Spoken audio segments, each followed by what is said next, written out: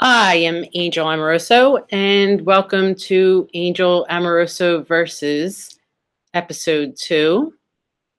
Angel Amoroso versus Veetard, the bald cyberstalking warrior. In Episode 1, we covered how I met my cyberstalker via Infuso, how we communicated on the internet and started to do videos together. And then gradually how we did Patreon ads together and started a live stream. The following is the first of several live streams that we did together. And that is about 3 hours long. So what I'm going to do while I'm playing this is scroll through my Facebook so you guys have something to look at, because I know it's very long. This interview is Social Injustice Warrior Live Episode 1. It is from September 22nd, 2017, and titled Backstage Stories Wrestlers Don't Want You to Know or Hear or whatever. Topic is me. So without further ado, we'll start Episode 2 of Angel Amoroso versus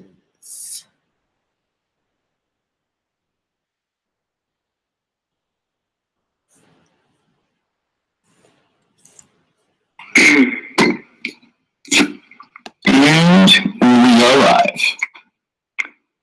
Fantastic.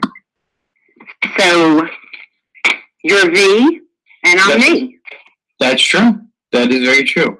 I'm Social Justice Warrior V Infuso, and here with me, do you want to do your own introduction like always? I am the head bitch in charge for today, Angel Amoroso. There we go. That's our intro. That's for a good today, intro. I'm Angel Amoroso. Yes. So see, now you can hear me pronounce my own name, so now you know how to pronounce it. We good now? I don't feel that I mispronounced it other than that one time. Everyone mispronounces it. Everyone misspells it. It's like a common thing. It's like a huge joke to just like, not spell it right or not say it right. It's very annoying. However, I mean, if people are saying your name at all, what's that? I said if people are saying your name at all, I think that's an accomplishment, right? Exactly. So, but yes. So when people are saying my name, I guess it's for particular reasons. Like they want me to do reviews and they want my opinions on, their pictures or their videos or whatever. So, yeah, I was going. You know what? I was just going to get into this, a conversation that I want to get into about this fucking podcast because it's really annoying me about these dudes. But I just seen on my inbox here, my daughter sent me a message. I'm kind of upset right now. I just sold a Road Warriors t-shirt.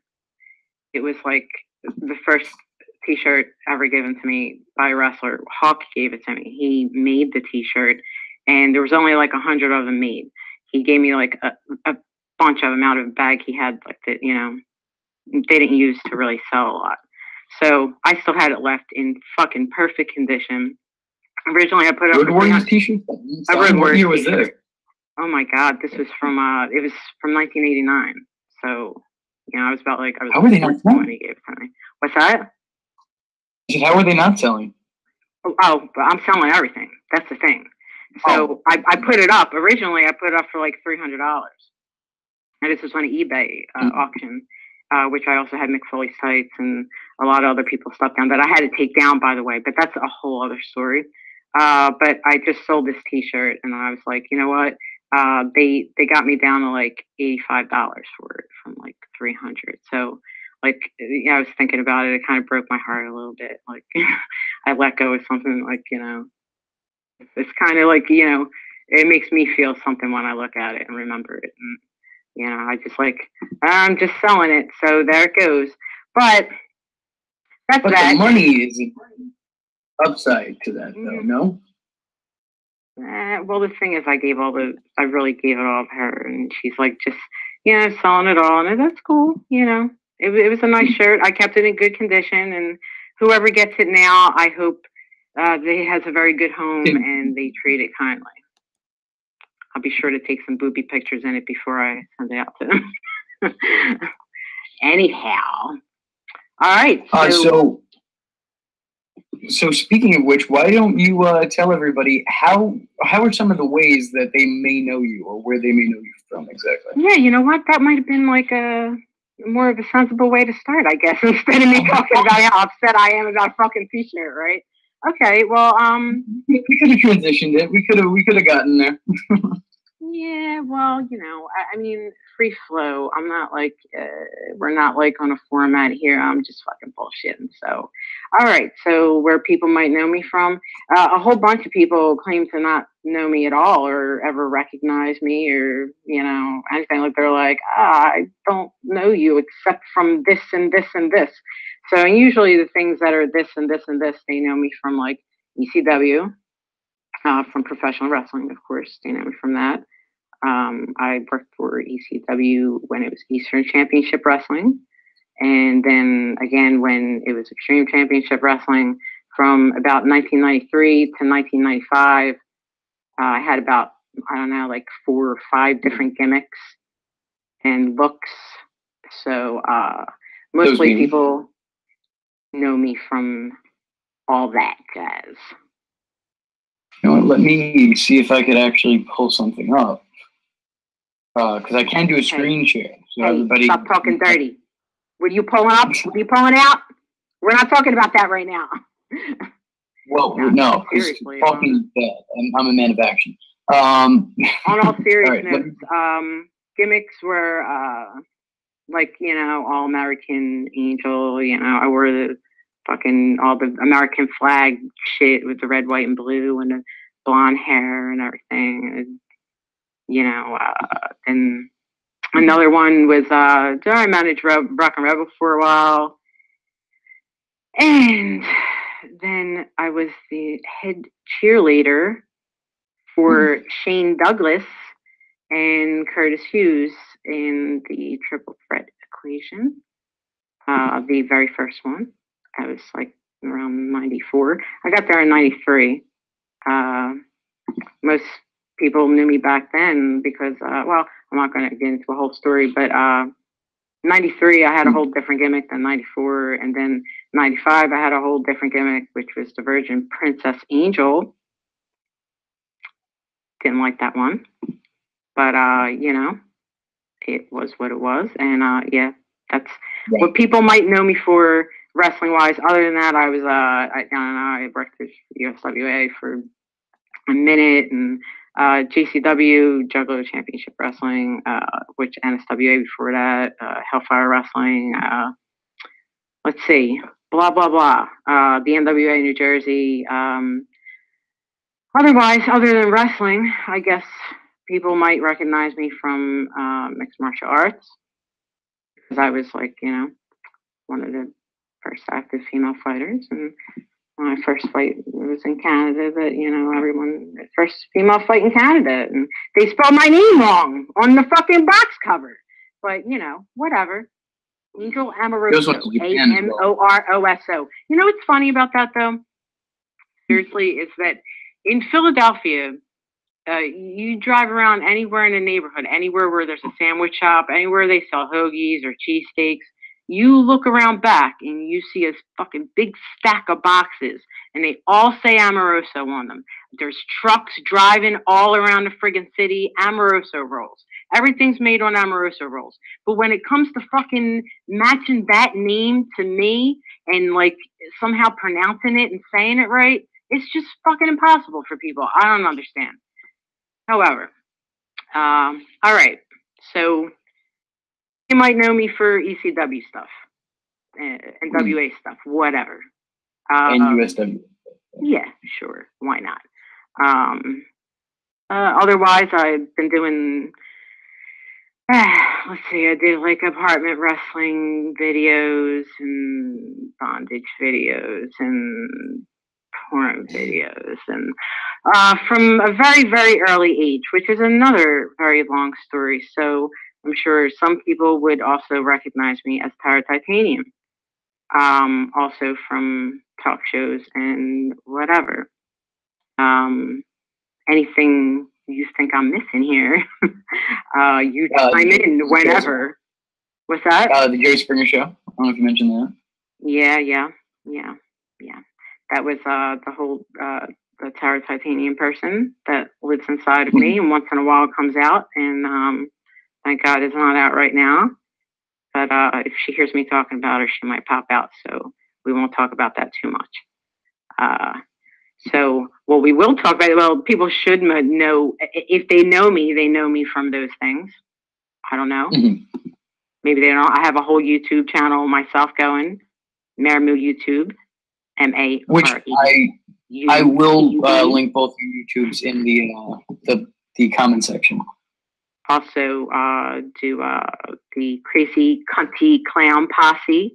See, I could say that, and I feel comfortable saying it because people are uncomfortable with the word. I'm not. I'm trying to change the meaning of it. They don't understand it. If they go to the station, YouTube at Crazy Cunty Clown Posse, they get a feel of that, where Violent A and KKK live. And that's a whole other gimmick that has nothing to do with wrestling at all, but something to do with wrestling. You'll have to go check it out yourself. It's a long fucking story to, get into right now. But I guess this is 4 long stories. Well, what does Z have to say? I'm going on and on. What do you got to say? I just wanted, what are you doing? I had no reason to say Atlas just yet. You were still doing a good job of introducing yourself, and I don't know how long that list is. You've done quite a lot. Like every time that it's so easy. It's not hard to do like an introduction when like there's a lot of me to actually introduce. You know what I mean? Like there's shit. I mean, if we were doing an introduction, that'll take like a whole fucking hour in itself. Like, and I don't have to sit here and apologize for all the profanities. I'll do whatever fuck I want. I love that. But absolutely. Yeah. As long as we don't, use any pictures or moving copyrighted material, we're good to go. So fuck all of you. I could say what I want, but I won't say too much. So stuff I find weird on the internet. I know. I'm like, it's like I'm on a Jerry Springer show. Like when I was on there, he got like fucking 12 words in and laughed the whole time. He was like, this is the best show I've ever done. It's the least amount of work that I've ever done with any guest. I was on like one time I was on a whole hour and all I did was fucking scream and yell. You barely have to ask any questions. And I feel like I'm like in the same situation here right now. Okay. Moving on. Okay. We have somebody in the chat who asks, tell Angel to say something about no good ass Tim Harshman. She'll know who I'm talking about. Say something about him. Something about no good ass Tim Harshman, who still won't give me all the pictures he has of me. This dude's one of the best photographers ever. He's got lots of pictures of me. I've been begging him for years to just come on, part with him. I see you got pictures of everybody else on your Instagram and your Facebook and everything. And come on, just part with them already. You know what I'm saying, Tim. All right, moving on. So, all right, well, we got that. I love him. He's a good guy. So I actually get this question asked a lot, like from a lot of people who recognize you. Industrial Dream says that they have the pictures. Which? There's a lot of pictures. There's a million pictures. Which one's he talking about? Industrial Dream. What's the name about? Industrial Dream. It sounds like kind of bondage factory kind of sex dungeon shit. Angel is awesome. I love her too. Is what is said. Yeah, you're awesome. I love your name. It makes me start to think. I start to get warm and tingly. So who is Tim Harshman? Tim Harshman is he's a photographer. He has been around like forever. He used to work for like every wrestling magazine that there was. I don't know. He was around the Ohio area a lot when I was there. I worked for Cleveland All Pro Wrestling at the time, for JT Lightning, when I started off the whole hardcore feud with Madman Pondo. Again, I won't get too much into that, but he was there for that and a lot of matches I did with Malaya Hasaka and a few other people. But he has those pictures. I wish that he would just give them to me. You know? Don't just sit on them. I love you, Tim. Moving on. Token Dave in the chat asks, you know, it's funny, we have a shitload to add by Token. Wait, read that name again. Read that name again. I didn't hear it. Token Dave. Oh, yes, he is okay. black. Oh, well, of course. All right, rock on. Token Dave, to answer your question, he asks, since you were in ECW and you did MMA in Japan, if so, what it's like. Here, I could click on this picture right here, and I'm pretty sure that will answer your question for you, Token. I can't see what picture you're showing because I'm on this piece of shit phone, so I don't know what you're doing on that end. But it doesn't show you on the phone. It's you versus Oh, yeah. Say it however you'd like. I always fuck it up.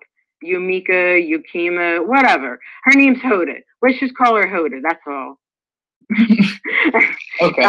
What was my experience like? It was beautiful to be in Japan. It's a great place to visit. I loved Roppongi, even though my driver lost me and my friend Eddie Goldman, who was there on my team, left us to eat friggin' McDonald's, friggin' teriyaki burgers while he was and sat there and spied on us. There's a whole story about that, but I won't get too much into it. But, you know, it was a good experience all around, I suppose. I mean, I wouldn't have got to Japan otherwise, I guess. I mean, then there was nobody else in South Philly that I knew at that time, especially any girls who were going anywhere, doing anything, especially like MMA fighting. I didn't know a lot of girls who were doing MMA fighting at all, just like me and the girl Z that I work with, and Becky and Hoda and a few other girls. Yeah, I mean, it had just started back then. So it was a good experience. You know, it was a rushed experience. It was a short experience. Whatever. I was there and you weren't. Boom, done. So you also did you want to tell everyone how we managed to link up and whatnot? Yeah. So okay. This Rude Boy Riley situation that you had covered in a video. Yes. You had sent to me. That's originally how we even hooked up and started talking. Because I liked the video, and I think that subject needs to be spoken about a bit more because it's been happening for a long time, and it's amazing that, you know, it's just being brought to everyone's attention. However, moving on, while this was going on, there was a lot of other people making videos and, you know, doing their posts and having their fucking opinions. And my friend Carmine DeSpirito had put something up and someone was attacking him for whatever, you know, and I butt into it and I start giving my opinion, not only on the people attacking my friend Carmine, but about the whole situation with Rude Boy Riley, because they were saying it was like they found infant porn and stuff like that. They're saying how disgusting it was, but you know how the situation is pretty much ignored because this kind of shit has been going on for a long time. And it led to situations of, you know, saying some stuff about myself and my situation that then led to this dude, Ben Jordan, contacting me and asking me to be on his podcast. He said he had like all these viewers and shit like that. And I was like, I didn't know what a podcast was at the time, you know, because who the hell's interviewing me? What the hell do I know about a podcast? I don't know anything about it. So he's got all these, you know, subscribers or whatever. And at first I was like, just for reference, I want to let everyone in the chat know, Angel also referred to a computer as new technology when I spoke to her a little bit earlier. So hey, sweetie, to me it is new technology. I was like using web TV and shit like that, and then, you know, a bunch of shit happened where I was not connected with technology for a long time. I wouldn't even let a TV screen on around me. Didn't have a TV for a long time, you know. I like watched VHS tapes and shit. But I'm getting like totally off topic here. I'll get back to that in a minute. So this jerk off, this Ben Jordan, he and you could hear like 11 minutes of this fucking trashy nonsense on their podcast if you care to listen to it. It's called We Got Heat. I'm not plugging them or anything because I think they're both assholes, but whatever. He sends me a whole bunch of questions and I'm answering them, and I'm thinking, I'm getting the feeling like I recognize like the way he's sending messages, like in the way that he's talking and everything. And then I recognize the picture, you know, from like a post that I posted something about Paul Heyman,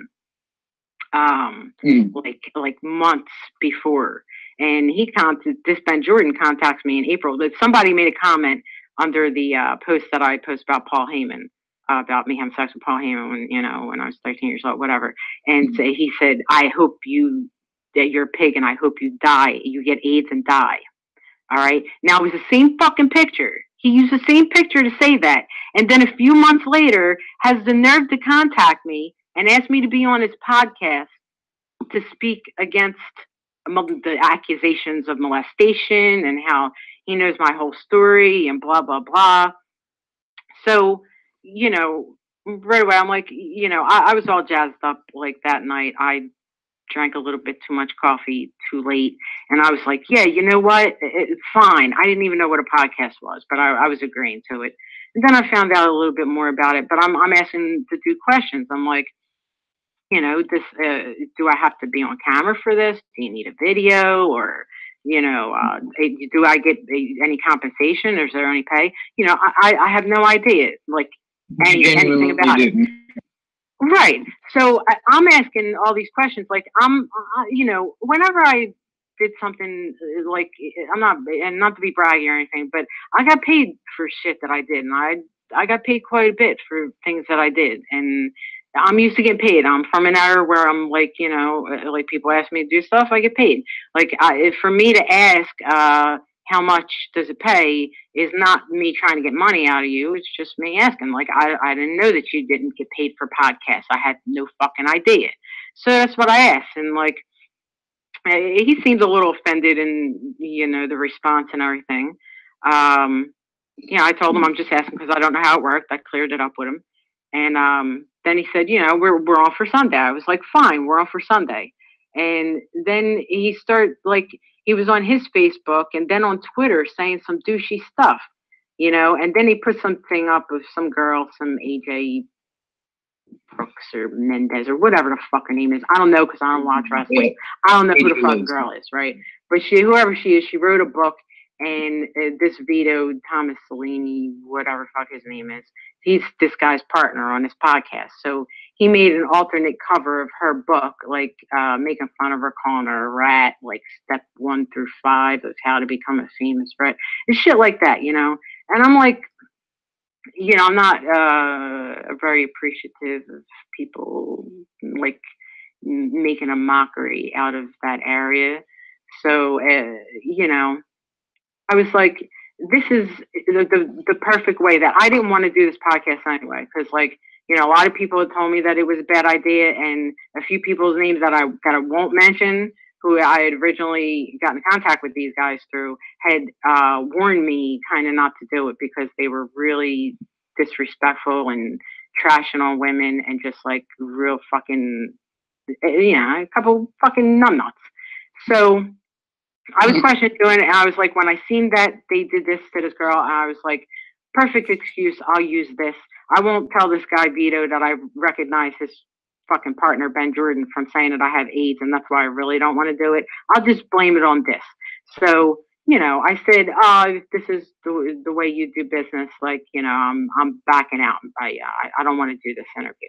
because I don't feel comfortable with it. And, you know, a few of my daughter's friends that were from Temple, they're lawyers, they were like, oh, it's not a good idea. And I did say, like, oh, well, legal's on my Facebook. Like, legal to me is like, you know, it's just the lawyers that I know. They said it's not a good idea. So that's what I said. And they went on their Facebook and they were trashing me, people saying, oh, well, who the fuck is she anyway? No one's ever heard of her except for when she did this and this and this. And then they go on with everything that they know I've ever done, but they insist on not knowing who the fuck I am. So why the fuck would you like have me on a podcast if you don't know who the fuck I am, you know? Like, don't understand that.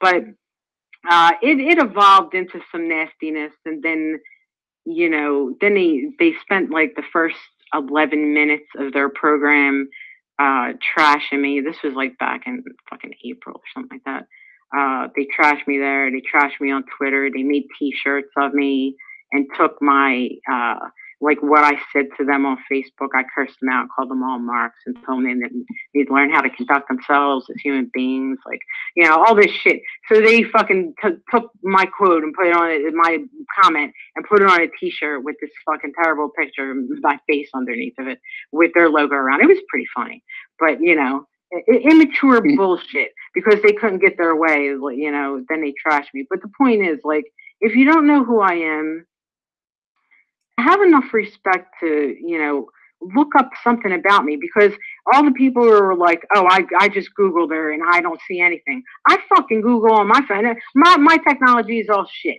I got Windows 7. I got fucking shit computers and shit phones. But I could get on these fucking things and Google Angel Amoroso, and a whole fucking shitload of shit shows up. And it's not just me who's seeing it, and I know that. And I also go on Google and I type in Tower Titanium, and I'll type in Amoroso, I'll type in Violent A, and I'll type in all those names, and something comes up and it's all me. So whatever they're not seeing, I don't understand. That's like some kind of fucking inside joke or something. Like, nobody fucking knows me. Like I'm a mirage, like invisible woman or some shit, whatever. So that's with those assholes. I resolved it. Like, I had to fucking report them on Twitter and everything because they were harassing me and shit. And I'm sure that they're still talking shit about me on Facebook. I had to block them there. They actually reported me a few times on Facebook that I almost had my account suspended over like nonsense, and it was nothing. Like, Facebook, of course, doesn't look into the complaints to see that I did not violate any of the rules.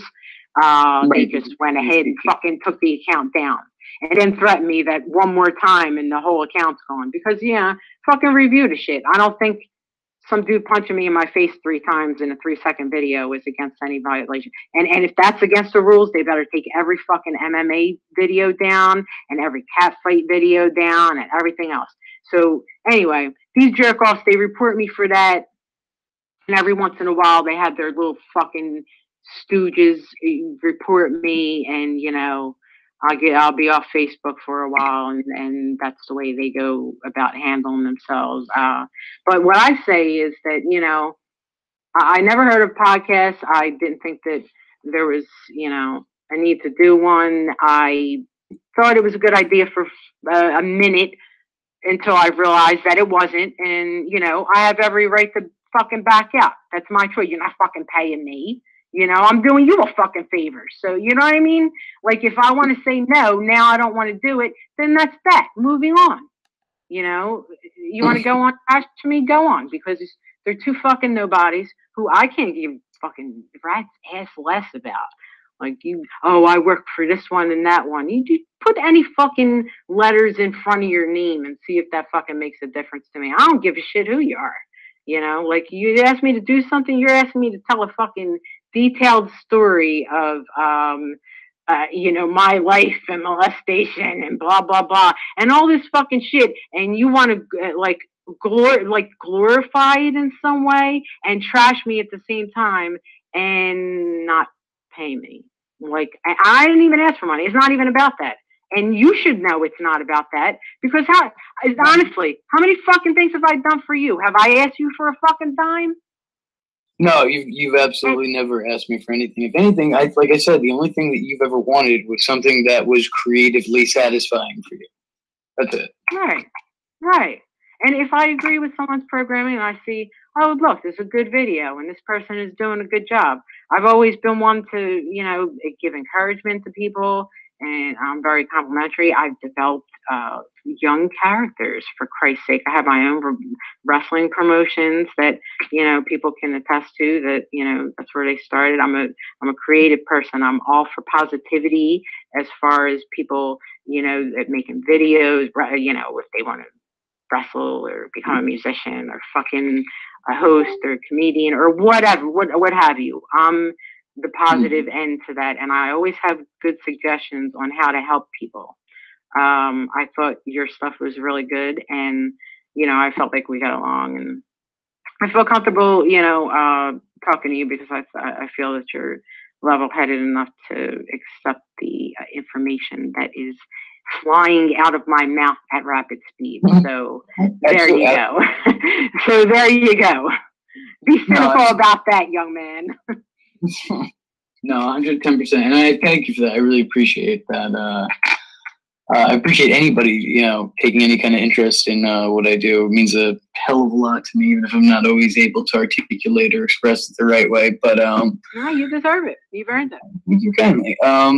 You know, also I want to say you've done a tremendous job with everything I've ever given you, and, you know, like I said, anything you've ever done, you've, you know, added to, and you've made it better than I could have hoped. You know, so.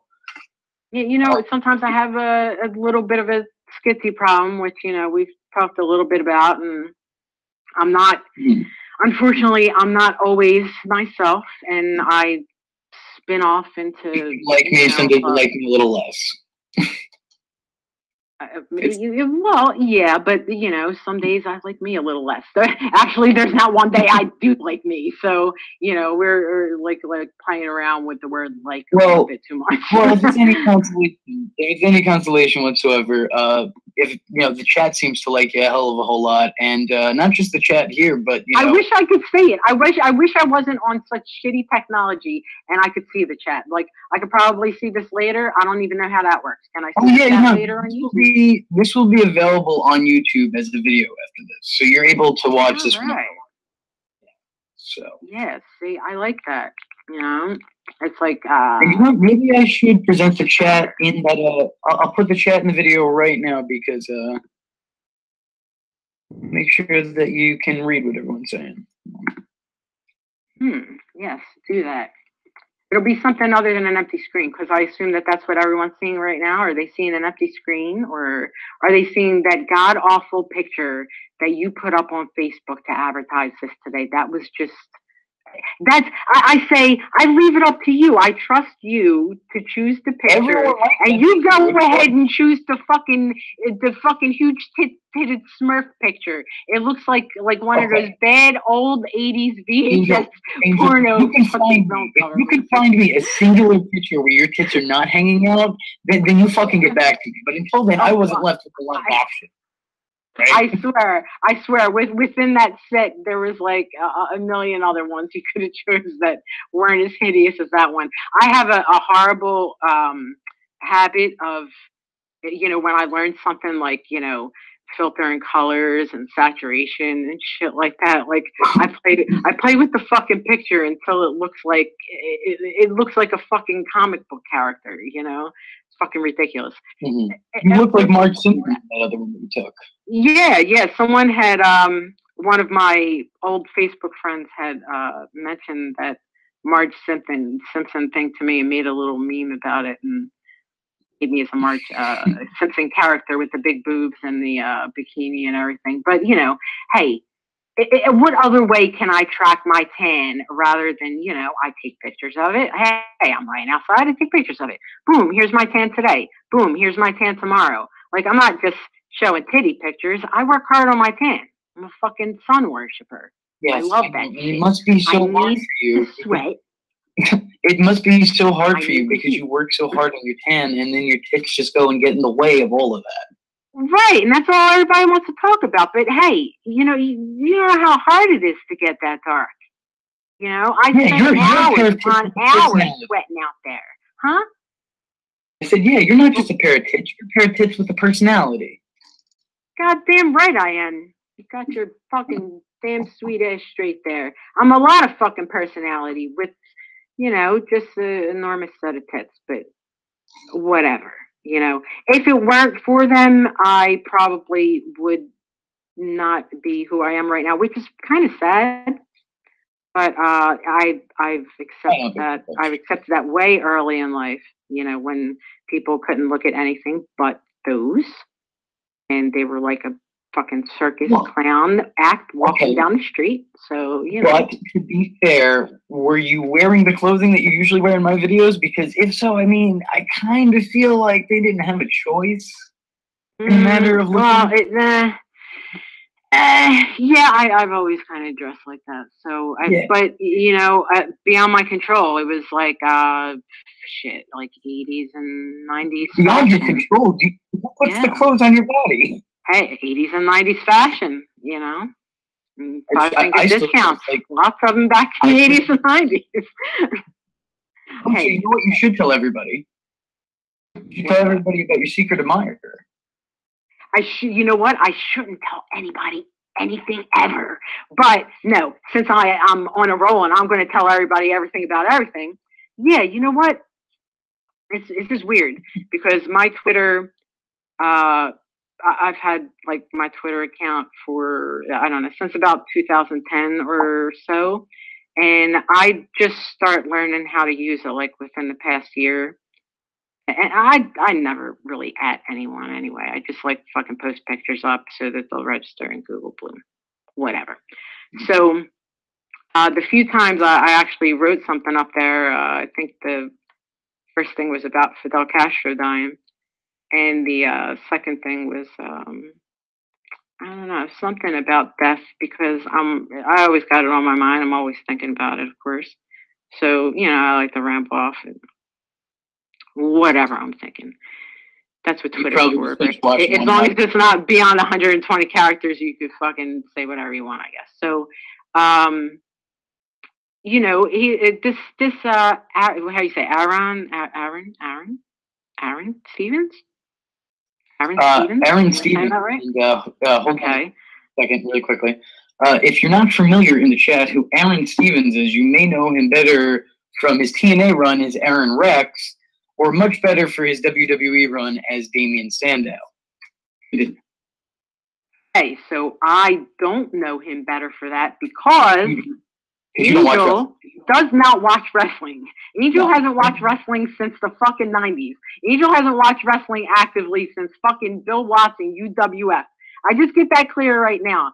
So, I mean, I've seen things, but I don't actively watch. So, I don't know people, and I really don't know these newer people. But I see on, I get a notification, my inbox says Aaron Stevens likes your tweet. So everybody who likes my tweet, which aren't many people, if you go on my Twitter, you'll see I only get like fucking 3 and 4 likes, if I even get that on anything. And it's always the same people. Like I could always depend on Jeffrey Capo and people like that to be liking stuff at Jasmine St. Clair and all my lovely friends. But then I see this Aaron Stevens like something. So I go on his profile to see like who's this Aaron Stevens, and it's a profile is following 11 people, one of which is the Pope, which I found fucking hilarious, and 100,000 followers, right? Like probably over that, right? So I'm like, who the fuck is this dude? Like, I'm just curious because, and the reason why I got curious was not because he just liked the tweets. Was because then he liked 2 additional tweets, and they were like pictures of me and my face of like how to get in touch with me and my different accounts and everything. And then a couple days later, he took the likes back. And I was like, I checked, because if there's only 3 or 4 likes on something like, when it goes down from fucking 4 to 3, I'm like, where the fuck is it? And I'm looking for it. He took his fucking likes back. So I don't know how this goes. Like, does this mean he decided he didn't like what I said or how I chose to communicate, or is something else shady going on? What this does mean? No, I don't. Because I'm the type of person who's totally ignorant to the outside world because I don't communicate with enough people to know what this means. This means that Damien Sandow is an Indian giver. He gave you likes, and then he took those likes right back. You know what? I believe you are correct. I do know what that term means, and that's what I'm going to fucking chalk this up as. This Aaron Stevens might be a good guy, and he might be, you know, a good wrestler from what you're saying. You know, I've seen the video, by the way. The video that you did, I liked it. I mean, he did a Liberace gimmick. You know, it's funny how you to do that. It's funny how that like all like the guys with like gay gimmicks, and like particularly in wrestling, flock to me like I'm their fucking mother. I don't know what it is. Like I'm a fucking fag magnet or something. I don't know how that works. And I'm not saying that there's anything wrong with.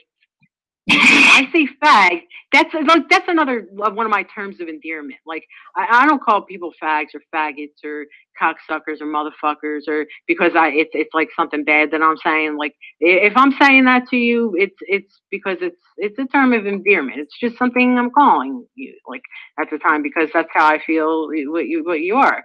Not anything derogatory. So when I say fag, I'm not meaning that in any derogatory manner. I just mean that, you know, they're doing fag gimmicks and, well, let's say gay gimmicks if fag is fucking offensive these days. I don't even know. But either way, they seem to find and want to, you know, pester me in, you know, ways that I'm confused by. So, boom, there goes that. Subject ended. Okay, so, questions in the chat. You didn't go overtime, don't worry. We do have a couple of questions in the chat for you. Habiki wants to know if you spent any time around Tracy Smothers, and if so, what's he like? Tracy Smothers is a fantastic human being, the most genuine gentleman I've ever met, always has positive words for people and good advice. Still running strong, as I could see on Facebook. You know, I'm pretty sure he got his family involved and stuff like that. Really great guy. When I was actually watching wrestling, probably one of the best wrestlers, Southern wrestlers, you know, I seen back then. So, awesome. Yeah, great guy. Love Tracy Smothers. Industrial Dreams, who, by the way, is Tim Harshman, says there is no pictures. Yes. Yeah, there is no pictures of Angel without them out, meaning your tits. Well, you know, come on, make with them then. Just show me the ones you had. I just got a few this afternoon. I don't even want to fucking talk about it. Here's pictures that I found in my dad's old Hustler magazine from fucking porno bondage video sales and shit like that. Like this is the kind of shit that's still happening, by the way. It's like this old shit that I did that I wasn't even fucking 18 when I did that video. And now I'm being sent pictures of like, oh, look at what I found in my dad's magazine. Like, oh, you're sitting down taking a shit, trying to jerk off or whatever men do in a bathroom. I don't know. And then you're flipping through a Hustler magazine and you're like, oh, wow, that's Angel Amoroso. What's that? Every time a man goes in the bathroom to clog a toilet, he's there clogging himself. Like what? Like no, unclogging himself. He's not clogging himself. He's unclogging himself. Going to go into the bathroom. You got to get it all out. I would imagine. Hey, listen. If I don't know had a physical penis, I would. My hands would be on that thing all the time. I'd be all over the place. Like my cum would be all over the place. So it's saying that like you don't want to unclog yourself. Like in the morning, you piss, you shit, and then you cum, and then you go on with your day. Am I wrong? Separately, I do those things separately, not at the same time. I also eat and I fuck. I don't fuck while I eat. That's just why would I do that? But you can. There's a whole bunch of people that fuck while they eat. There's like videos about it and everything. Oh my god, I have scripts about it. Are fat. No, a lot of them aren't. Like, you know, it could be fruit. Oh no, some people do it with sushi. A whole sushi buffet, like laid out on the naked body. You could eat and fat people, whether they're fat or not. Those are just fat people. Well, no, I don't know if you've ever seen the human sushi buffet, but a lot of those people are not fat. Like, there's a lot of hot girls that do the sushi buffet. That's like, you know, the whole appeal of getting guys to come in and pay for fucking sushi to eat. I don't understand that either. I don't get that. I do not get that. No, I wouldn't do the sushi. I mean, I get it as like making money, but I wouldn't be eating sushi off of anyone's body. Like, Oli Samioli asks, Angel ever worked for Impact? And let me answer that for her. I don't think Angel even knows what Impact is. No, she's been out of the loop. Impact what? MMA, Impact porn? No. No. TNA, no. I don't think that's of my time. But no. Yeah. No. Let's take a drink here. Hold on. I'm running out. No problem. I'm looking through the questions right now. To get my my Coca-Cola all zooming me up here as if my manic mood is not enough.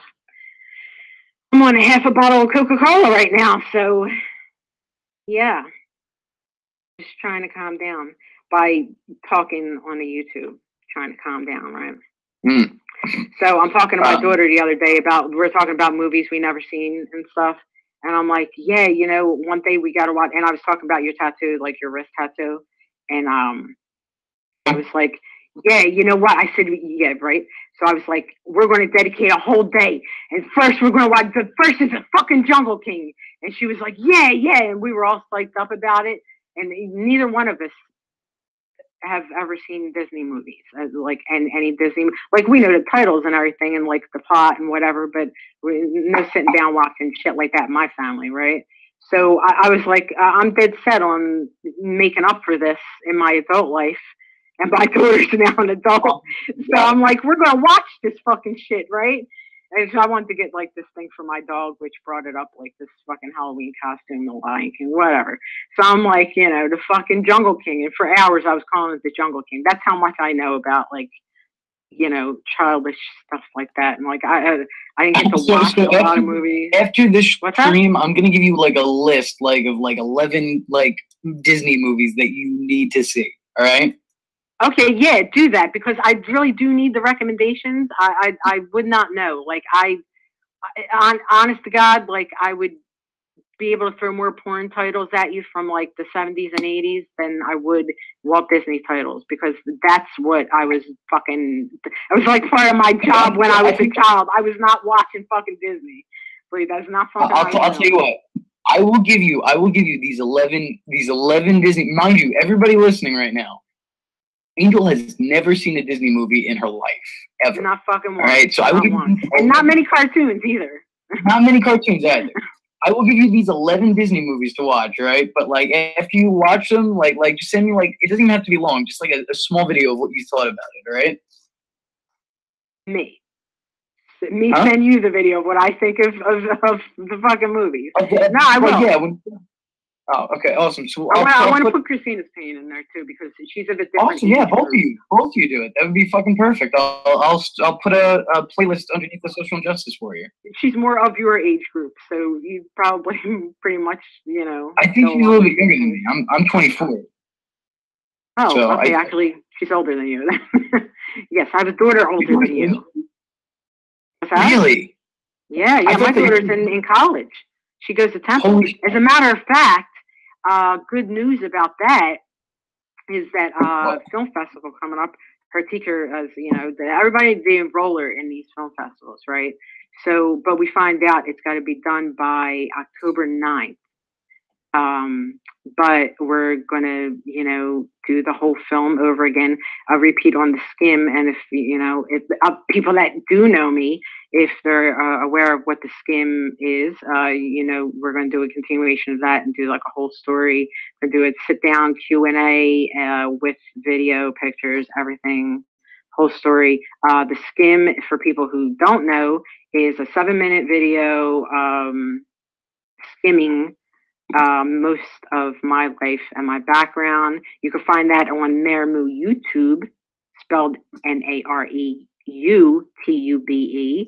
That's on YouTube, and that was my daughter Christina Jade's college, Temple University college project that she won an award for with a grant that still she has not used.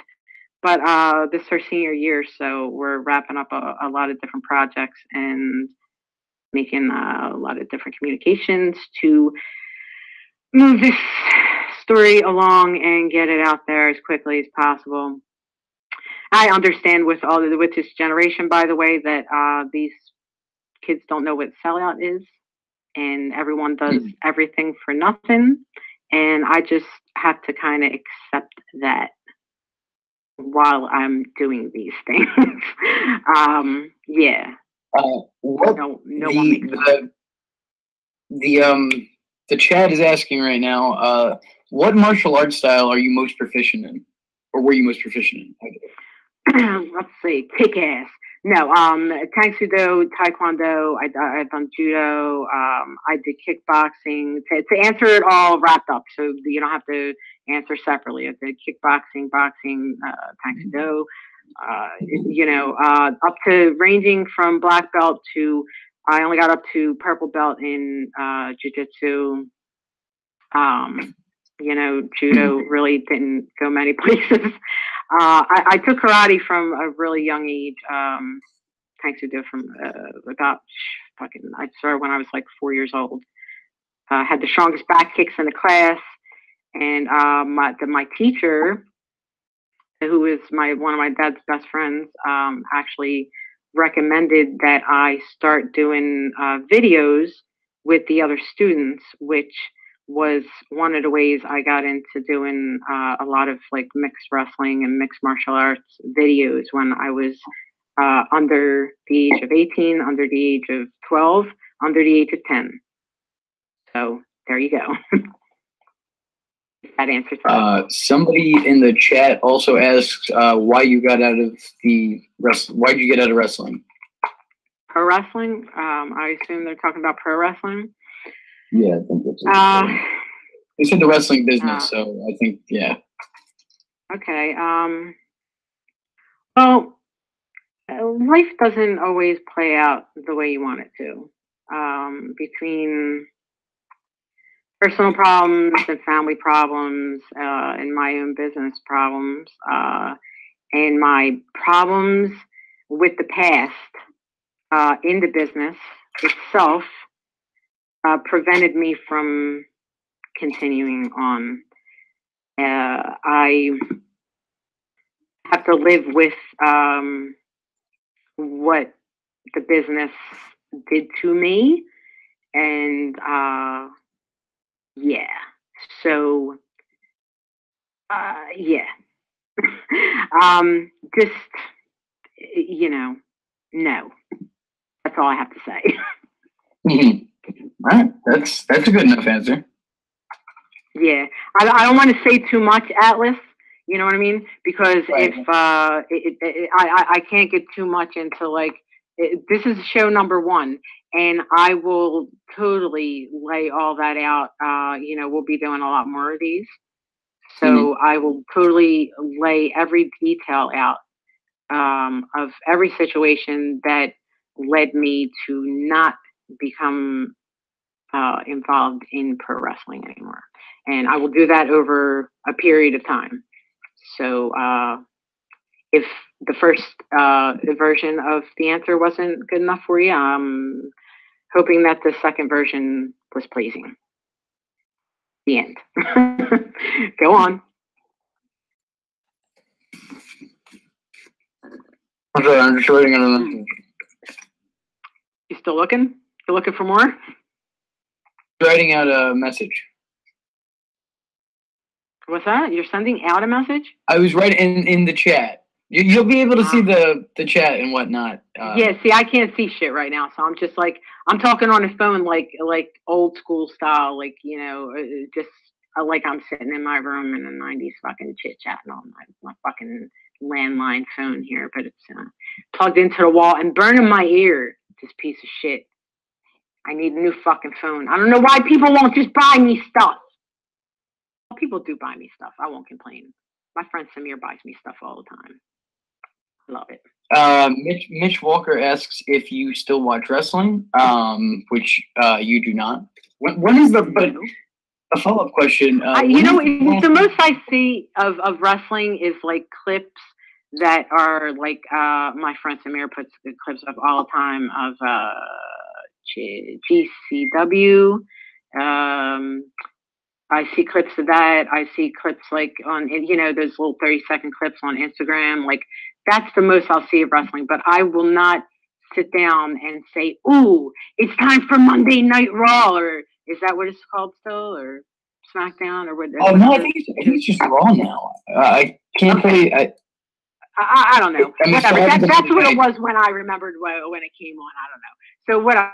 I won't like sit down and be like, you know, I'm going to watch wrestling ever. I haven't been like that since, let me see. Well, technically, when it really stopped was when I was in ECW and, you know, people were told not to watch other products.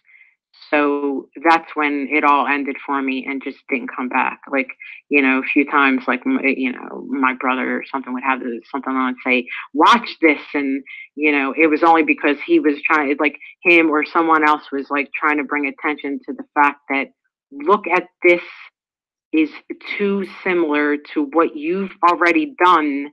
And you have to see this because you're being ripped off. And I would look at it and, you know, have to eat it pretty much because actually, bringing that up, how people fucking steal shit. I heard the one podcast that you did and someone made a comment about like, oh, who's Angel from ECW? Is it Angel Orsini? Right? You know what I'm talking about? No, you there?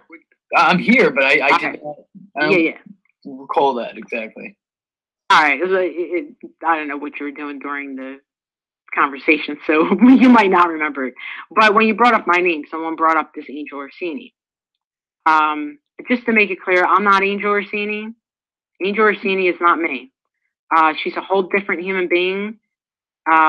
She's not one of your human beings. She did not fight Hoda in Japan in 95. There was no L1 in Japan. Just to get that out there. And when you type in my name and her picture comes up and then you click on the picture and it says wrestling name and real name, and you see that her real name says Angel Amoroso on it, don't let that deflect you from the truth that that's not her. And I've had people send me pictures and emails and whatnot saying that they met her. And so someone's wife specifically got this confused because she was trying to get on a show around here. And, you know, this dude thought that, you know, it was me. And I was like, that's not me. So she must still be doing it. But certain people have sent me all these emails and everything and the pictures of me in 1993 in ECW, where I'm wearing red, white, and blue shit and everything, and with a signature on it. And they're like, you know, I got this signed. And I'm like, well, who'd you get it signed? This weekend. And I'm like, where'd you get this signed by? And they're like, Angel. And then they send me the picture and they're like, but I found her on Twitter and her name's Angel Orsini. So who am I looking at? Now, I don't know what's wrong with these people and their eyesight, but there's a big fucking difference in appearance between me and Angel Orsini. I don't want to spend too much time on saying her name, but if you type in my name, you're going to fucking see her there. So, you know, I kind of got to acknowledge it. It's two different people. And if she's signing pictures of me, that's it, like, and telling people that that was her for some ungodly reason, I'm in support of women wrestling and everything, but that's fucking sad because she has a whole set of accomplishments that, you know, I mean, she's accomplished. She's done quite a bit, and she was in ECW just much later. I think, like, I don't know, around like 97 or some shit. I don't even know when it was, but it was not around the time that I was there. And I don't think people who have their own set of accomplishments that are pretty fucking fresh, I don't think that she should feel the need to sign pictures of me and take those little bits of accomplishments that, it might be shit. Like, the shit that I did was fucking shit, but it's still mine. You know what I mean? So don't fucking take my shit, is what I'm saying. Huh? I'm sorry. I'm sorry. Again, I didn't hear you. My phone's a fucking piece of shit. Never mind. I was gonna say it's not the first time that somebody stole from you, though. No, it's not. And that's something that we were talking about earlier. We were talking about this yesterday. I have you want to bring something up before you get into the story that you were gonna bring up. Yes. Because I noticed there's a picture of you when you were I want to say it's around the time you were in ECW. I might be wrong. But you're wearing kind of like this, like a chain, like vest type thing across your chest. Okay. I don't know what to call it. Yeah. But like it's almost identical to something that like I would see China wear in WWF. Okay, well, you know what? I wasn't going to bring that up. China lived with my sister in Florida when she first started training. My sister was in a power plant shortly, but they then went to Malanka school for a little bit, and then Joni went to Kowalski's way after. But she lived with my sister in Tampa. Well, she was dating Brutus Beefcake, which was, I guess, part of how she got in. But she lived with my sister. Wait a second. Well, the thing is, we had that in common because I fucked the dude when I was like 15 years old, and she was like, and he used to talk shit about me. So from what she said, Wait, and Brutus? What's that? Brutus? Yeah. Oh, man. So I'm then, sorry. when her and my sister were pretty good friends. I have such a hard time imagining Brutus like getting erect for anybody who isn't Hulk Hogan. Like, it's impossible. I don't know. Was there like a post his ex-wives? He had some hot wives. He actually, after I actually posted on Facebook about having sex with him when I was 15, and his wife, his ex-wife now, liked the status, and then friend requested me, and she's been like friend requesting me like every month since. I don't know, I put that up in like March or April or something like that. And she's always sent a friend, and she even sent it to my other account, my Angel Walsh account. And I was like, wow, this, and I heard about her. She's like, she's a little nuts, but she seems all right. But she's best friends with Hogan's wife and daughter. And there's pictures of them all over the site. You know this woman? Yes. Yes.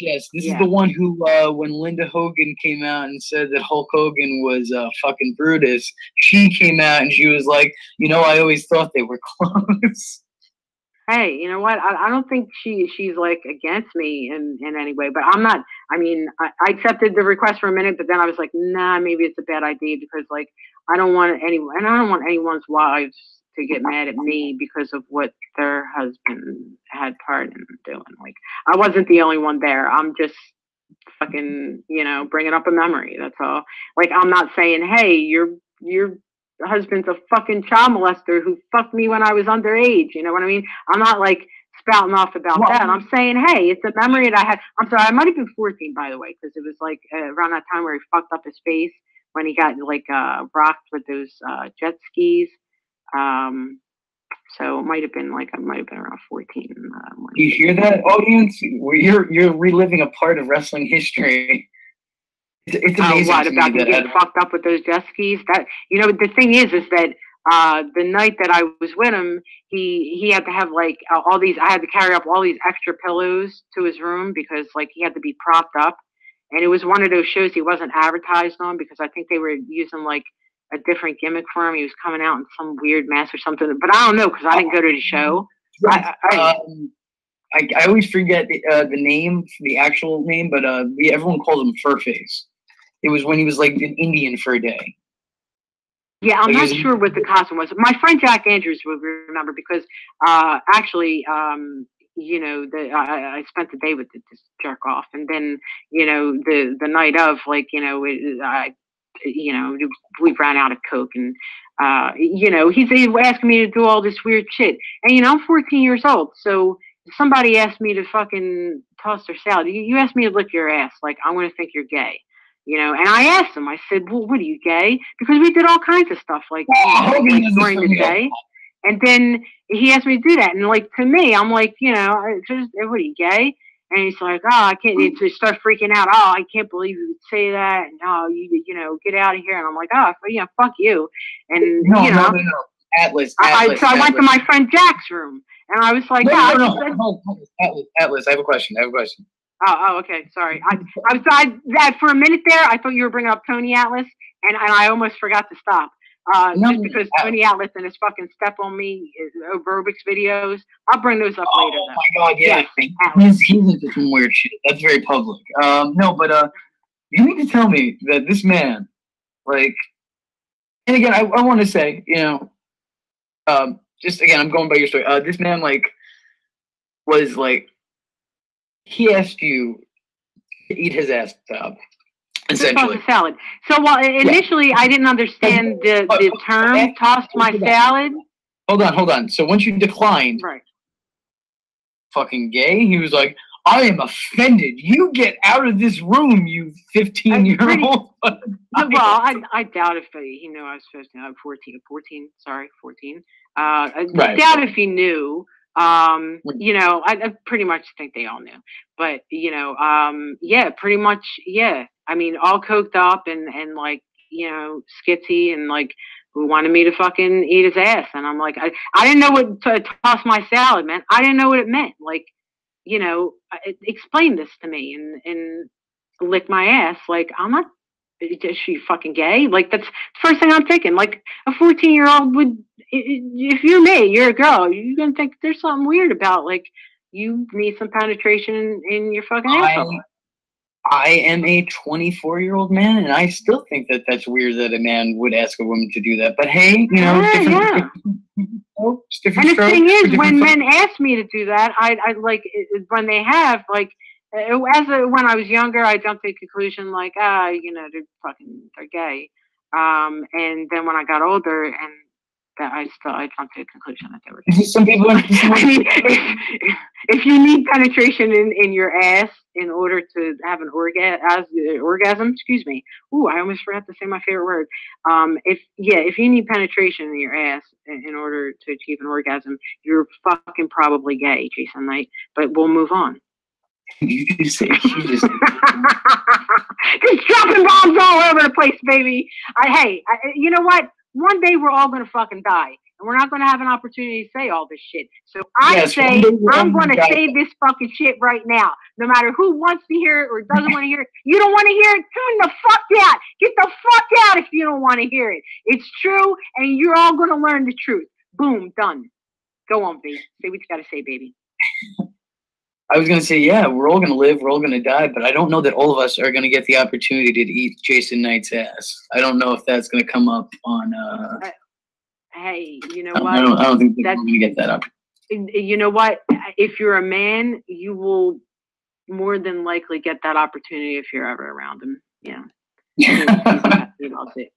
He loves it. Hey, well, you know, if you're an attractive man, I'm sure he has some kind of standing.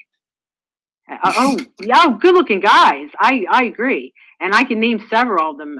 That two of who I walked in on him fucking with their dick in his mouth, but I won't because I don't want to expose the other party as also being at least half a fag. You know, which a lot of people don't know. But I did have to see cock in his mouth.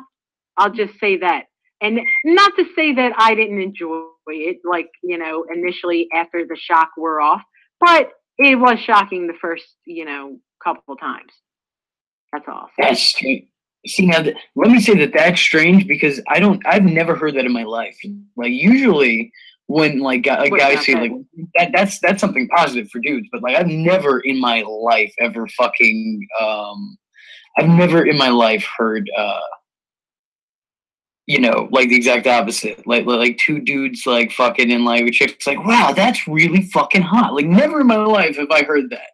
Never. Well, you know, the thing is that all right. Well, let me put it this way: when you're put in a situation where,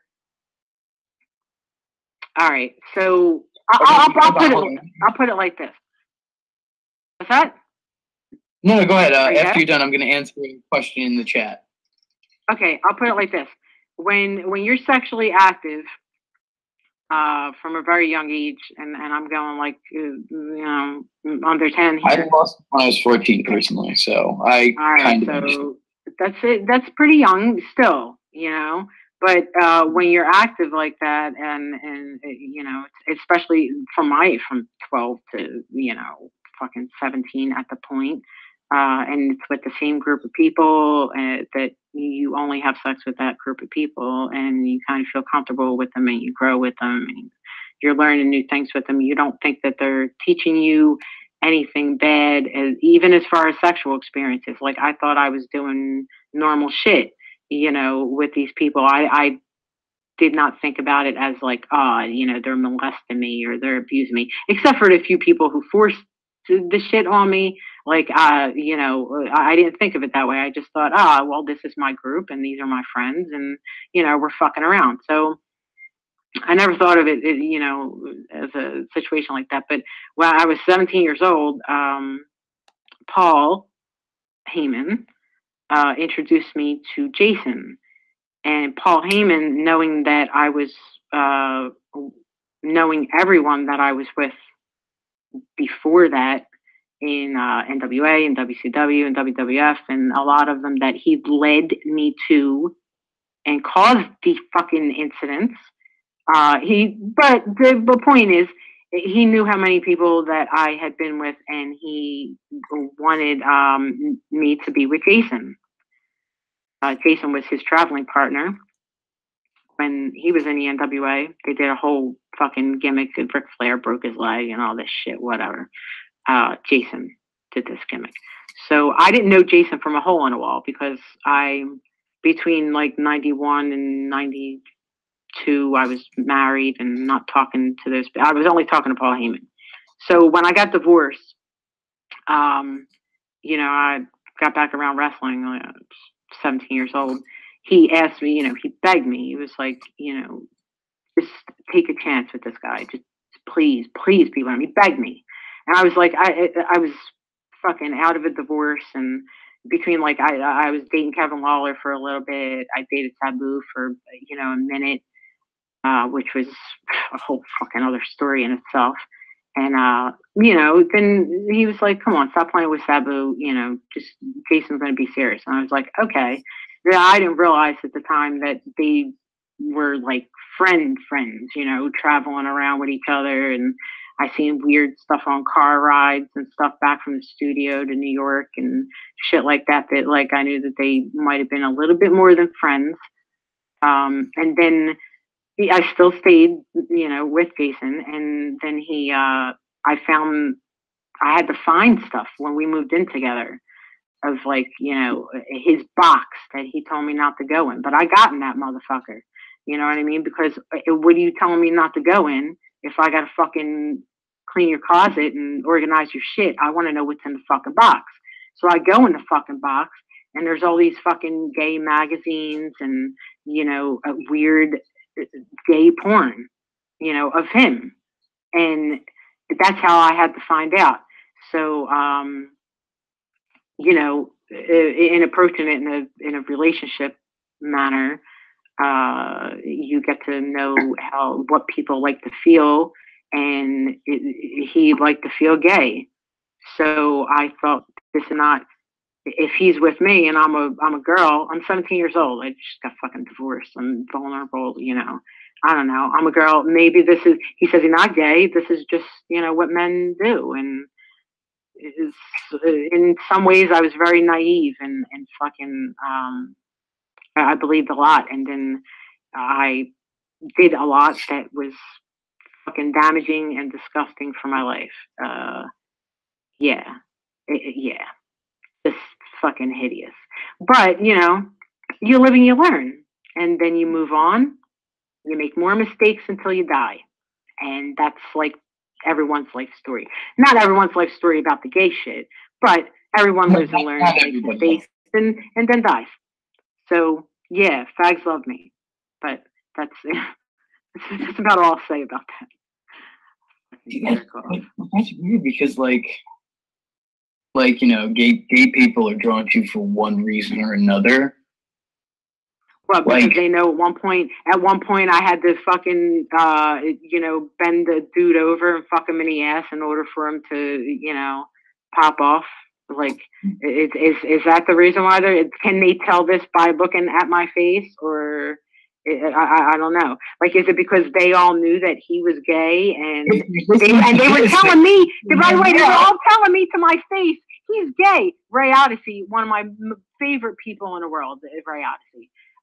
Used to say all the time, he's like, he's a fucking, you don't know he's a faggot? Like, it would say it like loud in front of people. The whole locker room would like harass me and like make fun of me because, oh, you know, you're with the faggot, and fucking Shane Douglas all the time. Dean Malenko is, oh, you know, he's a fucking faggot, right? You know, and it's telling me stuff about him and Rick Martel from the 80s or 90s, and he was fucking obsessed with Rick Martel. He wanted me to have sex with him and Rick Martel. Sorry, sometimes I hear Atlas and I keep going still because I get Tony Atlas in my head. We got to change that word, doll. Okay, so what should I say for it be? Banana. Give me some more with it. Banana. Because that's like more off of any topic, and if you just say banana out of nowhere, I will stop because, like, you know, it's just I get 10 right now, and I'm cheating. Banana this. Angel, you want a fucking banana? You got a fucking banana. There you go. Now, just banana is good. Just banana would be fine. Banana. We're plantain. Like, that's a really odd thing to say in the middle of a conversation to cut someone off, right? Plantain. But banana, we'll go with, like, our fruit of the United States. We're not going with the Puerto Rican plantain. Not that I have anything against Puerto Ricans, but I want my kind of banana. Are you telling me that Dean Malenko used to give you shit? Because, like... They all gave you shit. All of them. All of them. Yeah, I can't imagine. You know he's a faggot, don't you? Every show, every second, like, I would get hounded about, you know, he's a faggot, right? And, like, I didn't really hang out with him that much, like, in a locker room environment, because it was always, like, you know, I had, like, a circle of people that I hung around, like, it was Gary Wolf, you know, the fucking enemy was, like, glued to me. What's that? I have a hard time imagining being ribbing anybody. Because, yeah, like, he's a ball buster. He's funny. He's a funny guy. He's a ball buster. I always imagined him to be like a fucking substitute teacher, honestly. Like, he always seemed like very shrill, you know? You know what? Yeah, be around him when he talks. He's a funny motherfucker. I don't know. I'm sure you know him a lot better than I mean, he wasn't doing it to be like an asshole. Like, it's just like everyone did it.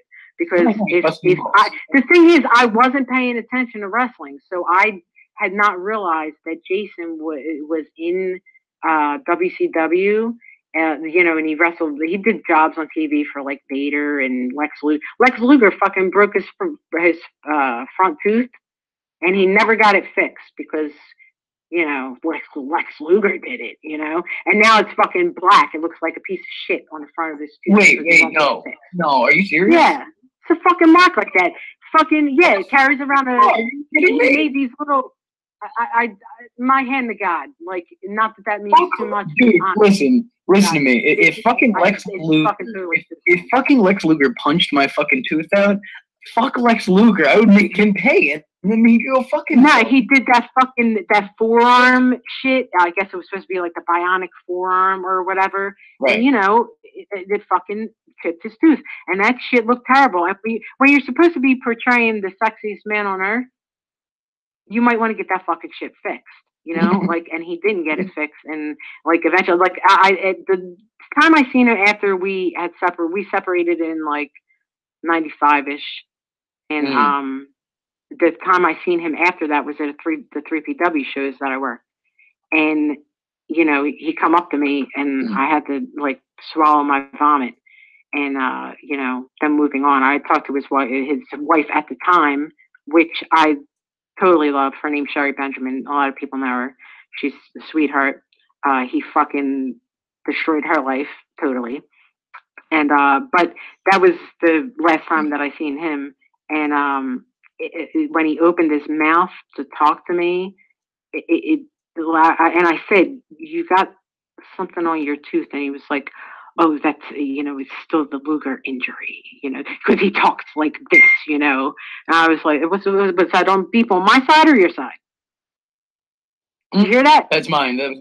All right, must be him. All right, yeah, he was like, "That's the Luger injury still," and I was like, "It looks like a piece of shit." Like, because it did. It looked like a piece of shit on his tooth. It was disgusting.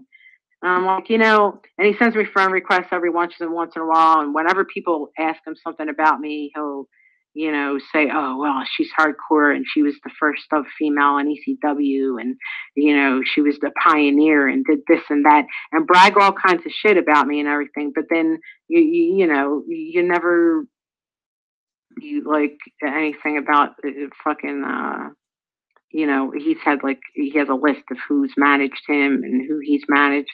I'm not on any of that shit.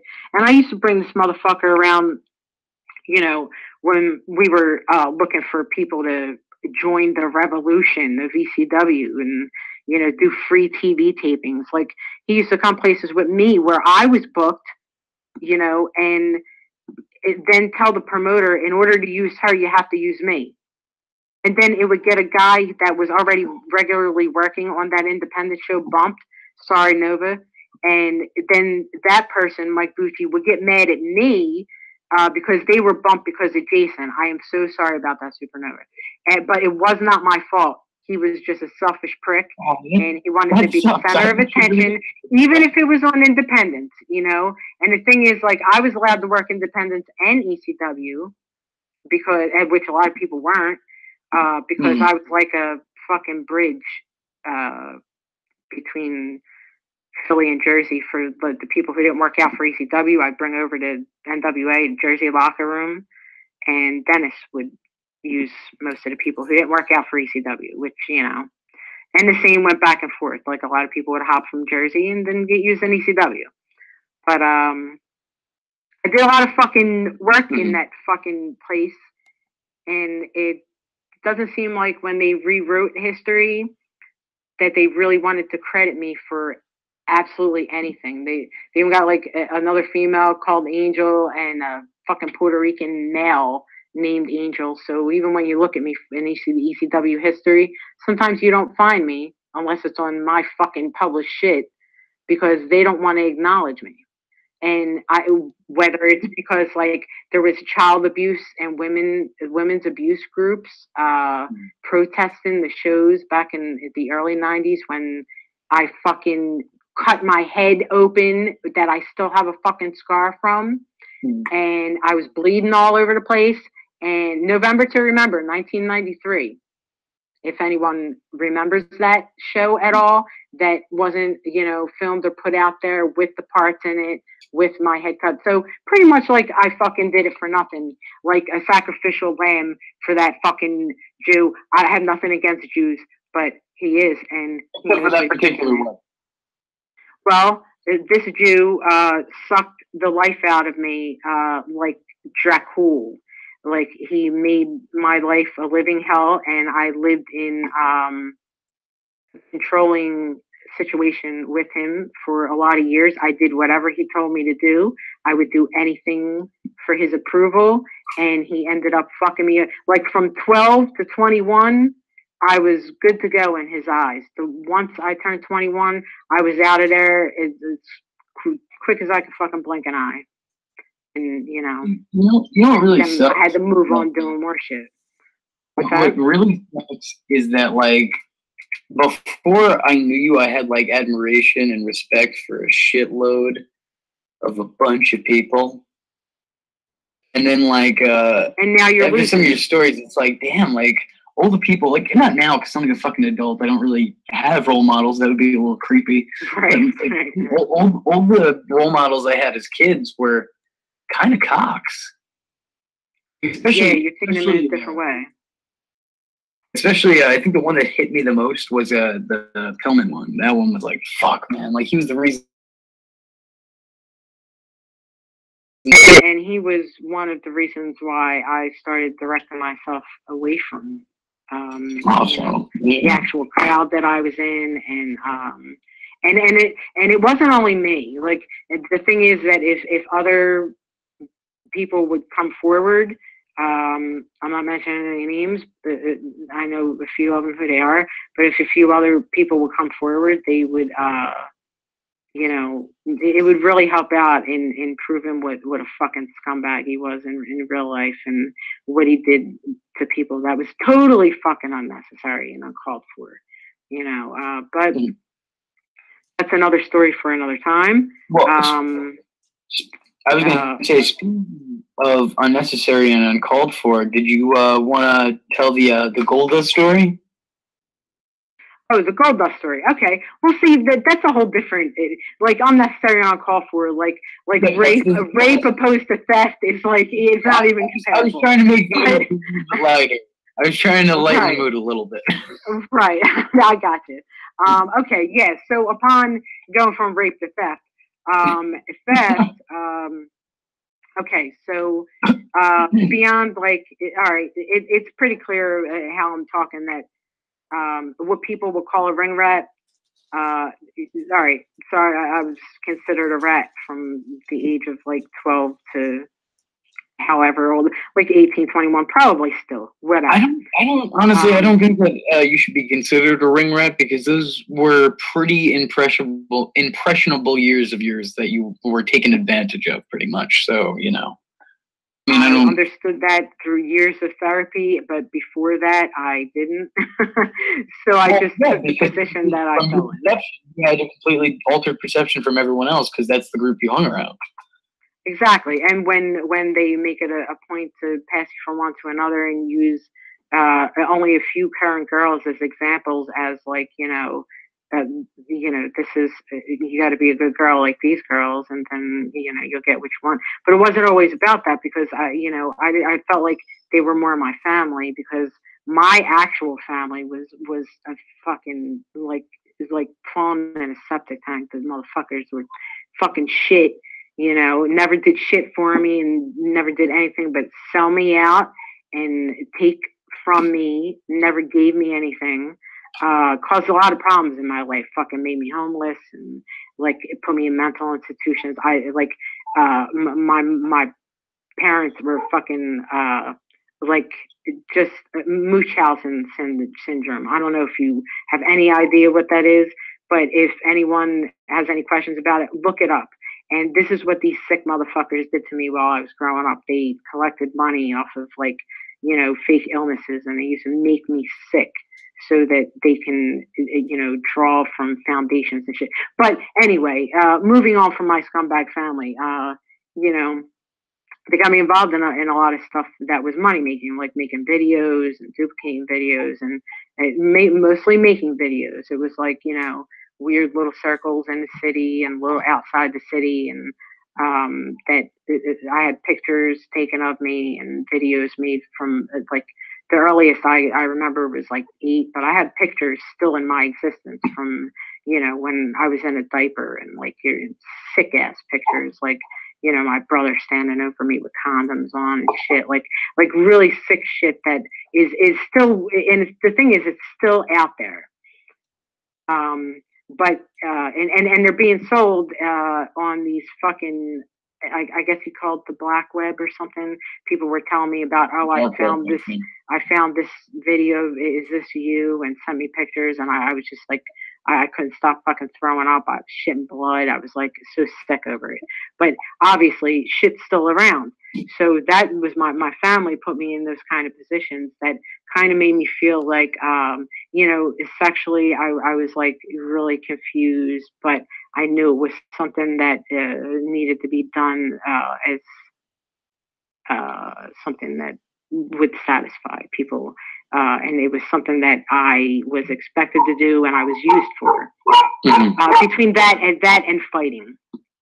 I was used for fighting and sex and whatever could slave me out. So when I got around a group of like musicians, which was another very bad crowd for me that I don't like to bring up, but several musicians should be in fucking jail right now. specifically from the years of 1987 and 1990. But I'll get into that at another point. But the secondary group the third group I got around, other than my family musicians, were wrestlers. So I got to feel like they were my family because I was around them. Like it seemed like every weekend there was a show here, and if it wasn't an independent show, it was always an NWA show. They were always in town, and if they weren't here, they were in Baltimore. And I got I started out in going with my dad and my brother and my family to wrestling, and I got introduced to a fan club with a group of people, and then I went from that group of people to which that fan club, Eric Archulo and Brandy, Jimmy Janetti. I was going to call him by his real name there for a minute, but no one would know that. Stevie Richards, all those people, the Blue Meanie, they were in the fan club. This was like back in '88 or so. I got involved with those people, but then shortly after, we went to Memphis and all these bus trips and shit like that, and met all these people. And I started dating this dude, Tom Robinson, who knew every wrestler and every promoter there was, had pictures with everyone. I was like, very young. 12 years old, my first boyfriend happened to be 19. Tom's still hanging around somewhere. After I broke up with him at my young, tender age, he made it a point to expose me to every wrestler he knew. Pictures of me and different material of me, and was like, oh, look at Angel and this, that, and the other, like sort of like trying to pin me out. So that was like another area of like, I went from place to place trying to find like a family that would treat me like a fucking family, and it ended up to be like, they were all just after one thing or another to try to get something out of me. So and now Tom Robinson is created a fake Twitter account to pretend he's Billy Real, if anyone knows who Billy Real is. Well, actually, could you explain who both those people are for those unaware? Okay, well, Tom Robinson, he's a mark, but he's been around since the 80s. He worked a few times wrestling, but he really doesn't know how to wrestle. He was never really trained. He's a comedian now, and he has podcasts, and he does some shit on Twitter or something. I don't know. I don't follow him. I start making jokes on his Facebook, and his friends who were comedians start laughing at me and trying to book me in comedy clubs. And he said I was trying to steal his heat and deleted me off of his Facebook. So I haven't, talked to him since then. So he texted me or messaged me when my father died, trying to talk to me. And, I didn't answer him. So I guess he took offense to this and created a Twitter account. Before I get into that, Billy Real is also a local wrestler from South Philly. He was part of my Tri-County wrestling group that I started in 1994. And that group ran until 1997. I ran a wrestling promotion for 3 years. After I got out of ECW in Philadelphia, it was 5 minutes down the road from the ECW building. I used to have ECW guys work on my show with a mixture of children who used to do backyard wrestling. And Billy Real was one of those backyard wrestlers. Okay. Yeah, he's pretty much known on independents. People know him enough. He gets himself out there. So people are harassing him, as he claims. So, and this guy, Tom Robinson, took it upon himself to make a Twitter account. I'll send you some of the fucking messages because they're pretty funny. The Billy Real Academy, like, writing stupid shit about like who I might have fucked and stuff like that on Twitter, right? So I'm like, when is this shit going to come down? Because that's harassment. Like, if you're talking about coming on a 13-year-old's tits, like that's straight up harassment. You can't put that kind of shit on Twitter. Like, no, even saying like coming on that's, I don't even think that's harassment. That's like straight up like admitting, yeah, I mean, being a you fucking can't say shit.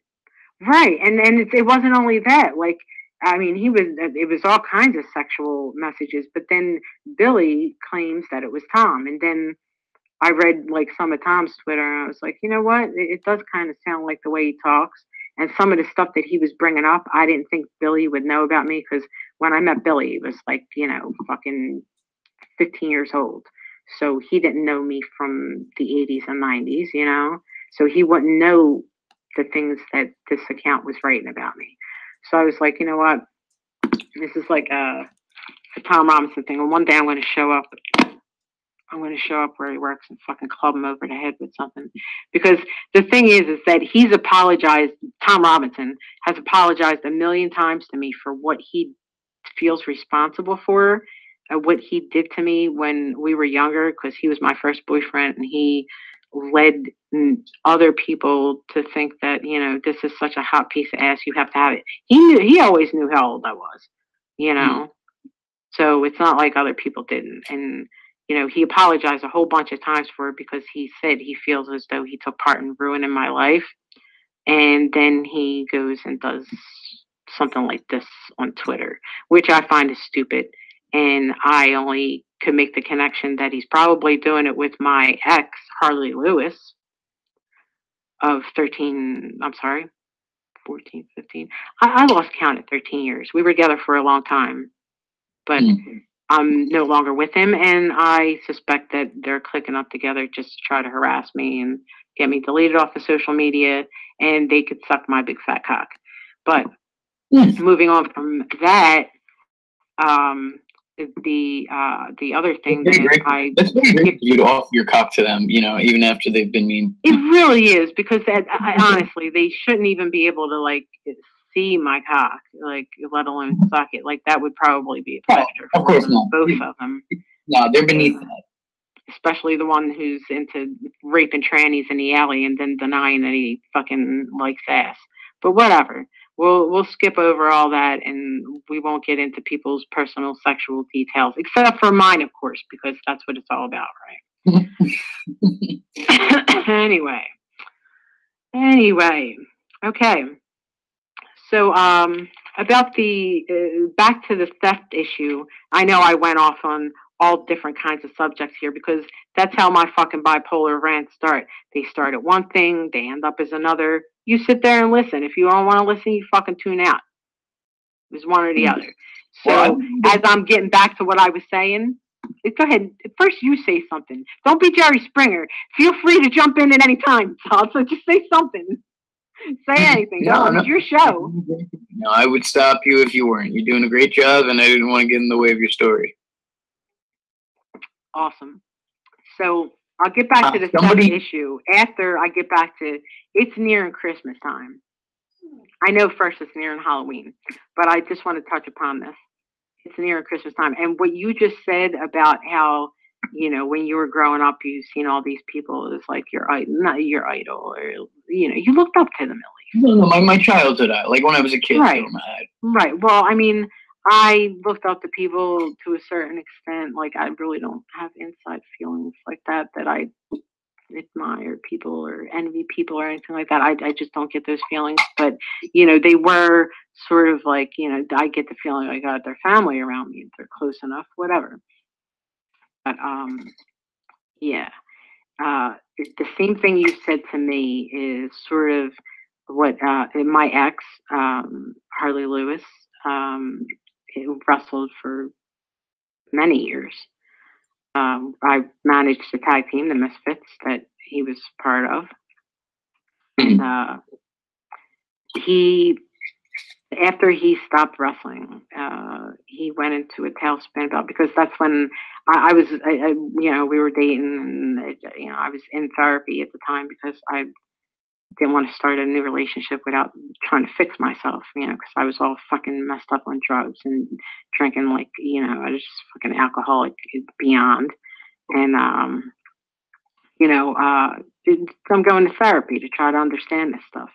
So as it unravels when I'm talking to a therapist, and I realize all these things that went wrong between my family and wrestling, you know, and I'm telling him about it, and he's starting to come to therapy with me, and I'm starting to share my pictures and stuff like that because, you know, we had known each other fucking like 5 years before we started dating, but not so closely that he would have known anything like that. Right. Even though he said he hung around the lobby at a hotel and seen how I would, like, you know, disappear with wrestlers in the middle of the night, and like I like walking to the fucking Marriott lobby, like holding the arm of Ric Flair or Stan Lane or whoever it was that, you know, was fucking leading me that night.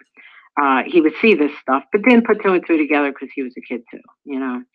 But years later, we're dating. I'm going through therapy, and I'm sharing this stuff with him. Like, you've seen that stuff, and you see me with these people because I was, you know, I was having sex with these people, and I really didn't realize that it was considered like child abuse or molestation.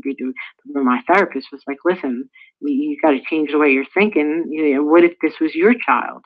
And, you know, the minute I heard that, you know, because I had a child at 16. I got married at 15, had a child at 16. So I thought about it in that way. And this is like 97, you know, my kid's already like 5 years old. Yeah. So I'm thinking, like, yeah, what if that was my child, you know? And it was mind blowing to me that I had never realized that, you know, it was actual, like, they were fucking molesting me.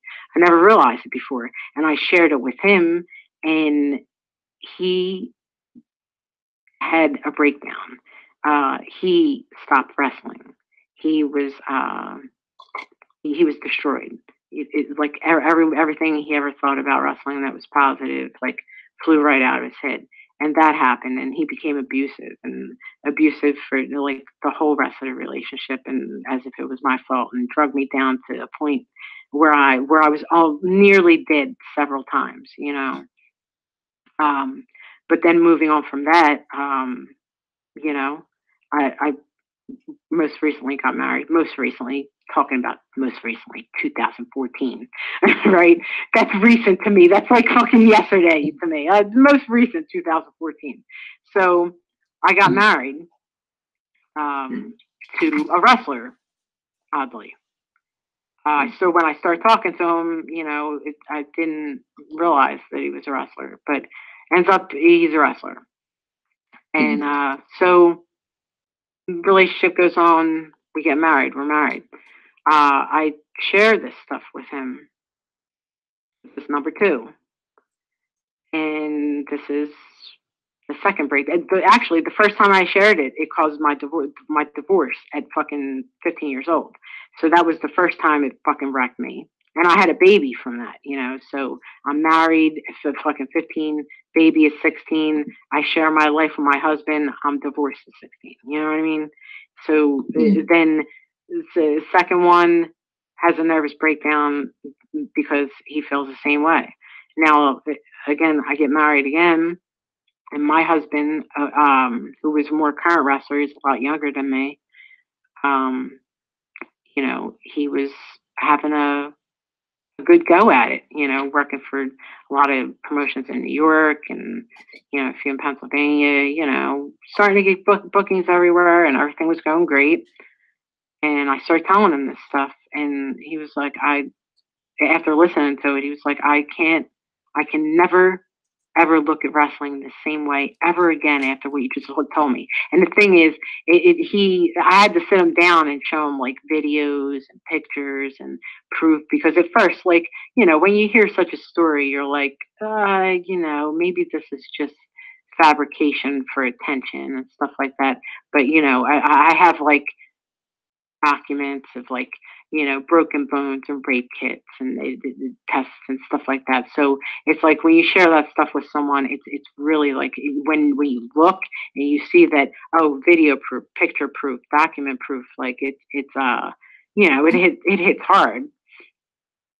And it just, you know, then he stopped wrestling.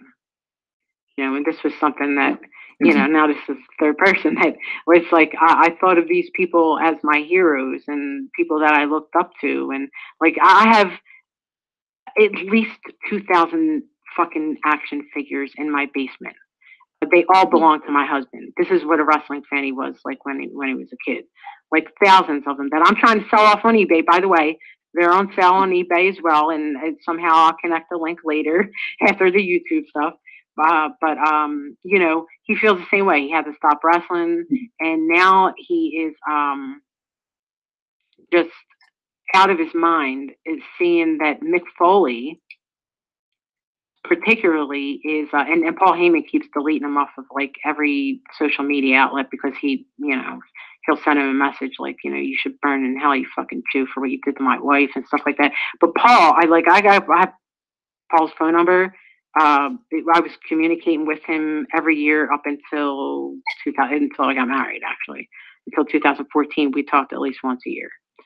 So a very weird, like we're just having to hear each other's voice and say hello sort of thing. He always gave me his new phone number whenever he changed his new address, stuff like that. But so my husband learns of this and is particularly offended by the Mick Foley stories about those incidents, which I won't get too much into. But I got the motherfucker's tights. I'll just say that, and he'll never fucking get them back. I'll burn them before I give them back, ever. I won't say how I acquired them. What's that? Oh, yeah, there was a whole issue on eBay about this. But the thing is back to my husband. He had to quit wrestling. He's kind of obsessive about like the fact that Mick Foley did this, and it's him because this motherfucker is writing children's books and dressing like Santa Claus and being a representative of a rape and incest organization group that I went to, and that Temple University professors said to my daughter, you know, with this story, go to these groups. There's one down here as well called WAR. It's Women Against Rape. And those are, the WAR is an affiliate of RAIN. So, and RAIN is run by Mick Foley. He's one of their head representatives, him and that fucking Tori Amos or whoever the fuck she is. I don't know. You know what I think that was really bizarre about that is that he's the head of like a rape and incest thing. Right, and the thing is, when you have sex with a 14-year-old girl, how can you then be counseling people that have been raped or are a product or you know, of incest or a victim of incest? Like, you fucked me, you know, your dick was in my mouth. You had sex with me when I was 14 years old. How dare you dress up like fucking Santa Claus and have little girls sit on your lap and act like you're this big counselor of, oh, I'm helping people out. Did you fucking help me out? And he did nothing but make fucking jokes about it later in my life in other locker rooms. We were always kind of friendly with each other, but it like frenemy friendly, because like I realized as I got older, like, you know, he fucking tricked me in the shit, you know, and he talked me in the shit when I was in a bad place, and he did what he did, and now he's trying to act like he would never do anything like that, and he had his own set of circumstances that he was in that situation. Like, fine, if you were a victim of rape, then you know, I don't believe that, but if you were, then maybe that would be an excuse. But the way I'm seeing it, it's fucking torturous to me, because I look at it as this guy is, it's almost like he's trying to round up the rapist and the people who fucking, you know, create the incest and get them all in one group so that he can like point out the people to go rape and have incest with. I don't know. It's like a weird thing to me. It's torturous for me to see that a person who committed the crime is now a spokesperson against it. It's like you know, me going out and fag bashing and murdering gay people, and then you know, leading the gay parade with a fucking crown on my head, like I'm the queen queer. You know what I mean? Like I don't even know how to explain it, but it's just so offensive to me that these people. And I'm not saying like, hey, they should go to jail, or even though they fucking should, where I should go fucking show up at one of their appearances and stab them in the fucking ear. I'm not saying I'm going to do any of that. I'm not saying that at all. I'm not saying that I should cut their throat or have 20 niggers rape their daughters. I'm not saying that. And I can say that because I'm half black. So nobody take offense to that, please. I can say whatever I want. Again, that is a term of endearment. I'm sorry? Said you're half black, so you have your black card. You're allowed to say I do. I have my black card. I can say it anytime. I've been called a nigger a lot, and I can say nigger if I want to. You know, hey, it is what it is. So again, a term of endearment, not an insult in any way. But to wrap that up, I ruined 3 wrestlers' careers with this story.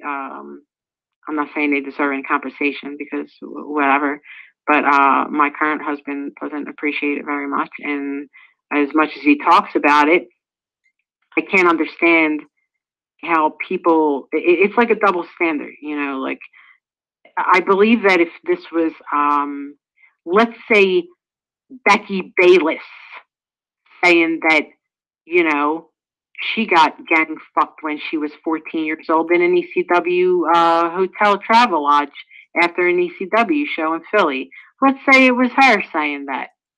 Maybe people would pay a little bit more attention to little Becky because she works for TNA, and maybe it would be more horrifying for them to know that, you know, they used her little asshole like a fucking dispenser. Pretty much. But, you know, hey, that's not for me to say. It's not for me to say about these other girls and who they hosted bachelorette parties for when they were 14 years old and had to have a fucking 20 cocks in their mouth before one guy would fuck them. Not my place to tell their story. It's theirs. But I'm just saying, I'm not the only one that this has happened to. And these other girls who think that they're wrestlers and they're being kept around for their talent, they're not, because they're not fucking talented. They're being kept around because they were molested, and no one wants them to speak and say what was done to them. Because if there's enough girls who will admit that there's these fucking perverts that, you know, target us when we're young to have sex with us and keep us within a group and make us think we're one of the boys and our payoff is to get to work.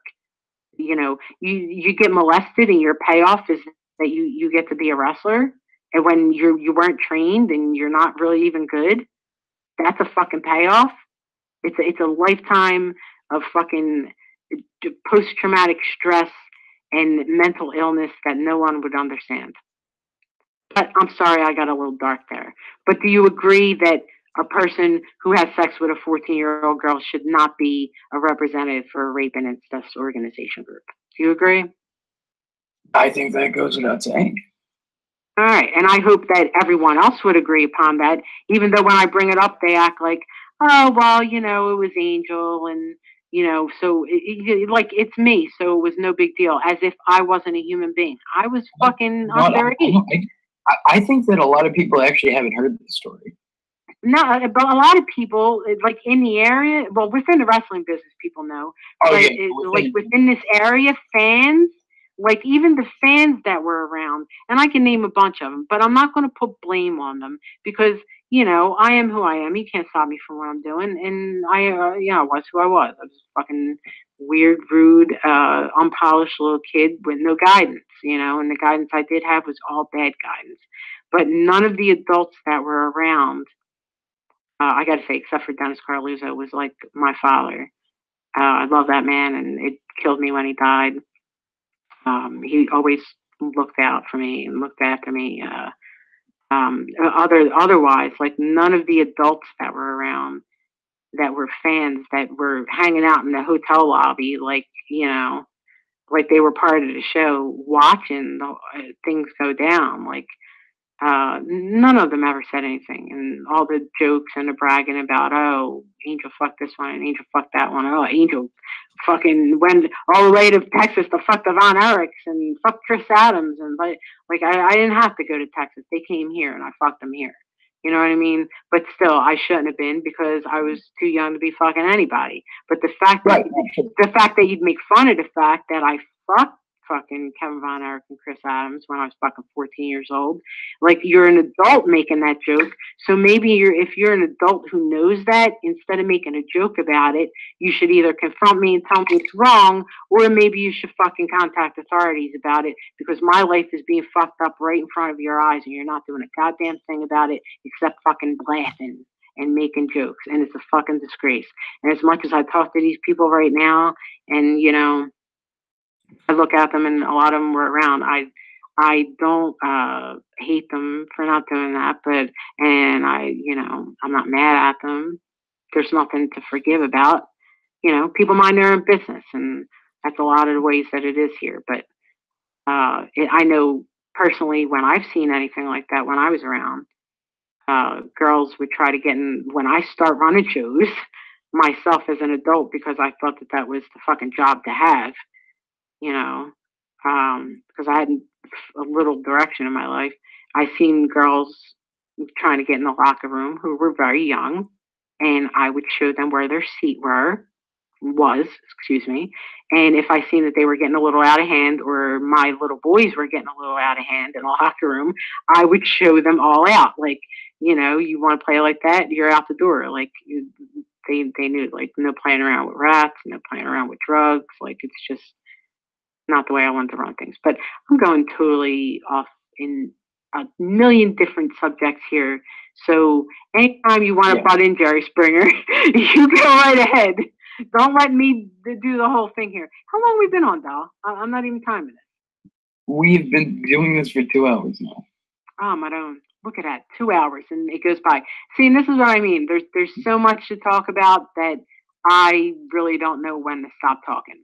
So, and you know what? Honestly, I don't think that I've stopped you a few times that I thought you were going overboard, but other than that, you didn't. I try to when I need to. and I appreciate the changing of the code word. I think banana is going to work out a lot better than Atlas, because that Atlas, I got to tell you, it was confusing. Every time you said it, I just wouldn't stop talking because I kept going back to the story about Tony Atlas and the step aerobics video, step on my face. He wanted to do and you never told the series. You never told the Golden story. Oh, okay. Fucking yeah, back to that. Okay. So we were talking about this yesterday on Facebook. My fucking group, Wrestling Bitch. If no one knows about it, if you want to join it, I'll let you join. Everyone's open to post whatever they want. Called Wrestling Bitch. It's on my Facebook under Angel Amoroso. Join today. Whatever. I got to start my own fucking Patreon. But yeah, so we're talking about the similarities. V sent me a message of a comic book that he's reading. And there was similarities between me and a character that was the Undertaker's stepsister, which I guess would make me the Undertaker's stepsister's fucking ass. I don't know. But we're talking about that. And I started to go back in my memory about how many times people pointed out people like Linda Miles on television. Like, there wasn't too many, maybe a lot of dominatrix gimmicks that were done. And I'll give you $100 right now. Like, it between, like, maybe Adrian Street's wife was, like, sort of on the border, Linda. Sweet Linda. She was on the border there of dominatrix, but there was never anything straight out dominatrix until I started doing it. And if anybody could find it, fucking send it to me. So we're talking about that because of this Undertaker sister thing. So within that, I start thinking about all these other things. And you had asked me, about the other ripoffs, like what I was talking about. So instead of getting into all the other angels that are out there, just outright using the name and certain parts of it, and then other certain girls that are one name with a big career in the WWE, Victoria, and then go elsewhere and call themselves Tara for no fucking apparent reason, and then come up in the search engine under Tara Titanium because that's how they're tagging themselves. That's fucking sad, Vishon. Very sad. But wait, hold on. Yeah. Is her name Tara? Is her name fucking Tara? What the fuck connection does that have to do with anything except that she had the same amount of dick in her mouth that I did, and he probably gave her the fucking name just to rip on me and wear that fucking vinyl to fucking fuck with me. It was already passed by me, and I was saying, you know what? Maybe that's a possibility, but maybe I'm being paranoid because someone just said, isn't this weird that she does this? And, her name's not Tara, and she's wearing this now, and she was on the WWF doing this, and now she's here doing this, and aren't you offended? And, yeah, as I looked at it, I was a little offended because, everyone steals off everyone, and I understand that. But, when you already have something good going, no need to fucking pick apart. So wait, hold on. I want to make this clear. What parts of the gimmick, aside from the name, do you feel that she, she could have called herself anything she wanted to, but she was like, doing the whole act of like, powerful, manly dominatrix. Like I wear all the vinyl and the red and black vinyl and do my thing and call myself Tara, even though my name is not Tara. And anyone who would go out of their way to name themselves Tara to get and then use the song Titanium as her song. As this was put to me, because this is how it was. I could also. So when you type Titanium, boom, there she goes. Yeah. I mean, I could kind of see when she was with Stevie Richards in WWE when she was doing the Victoria gimmick, like you got like you have similar attires than what she was. Yes, and the thing is that Stevie Richards. It was like a PG version of the dominatrix thing that you did. Exactly. And if you know the history between me and Stevie Richards, you would make the connection that it between that and Daphne, let's not forget about her.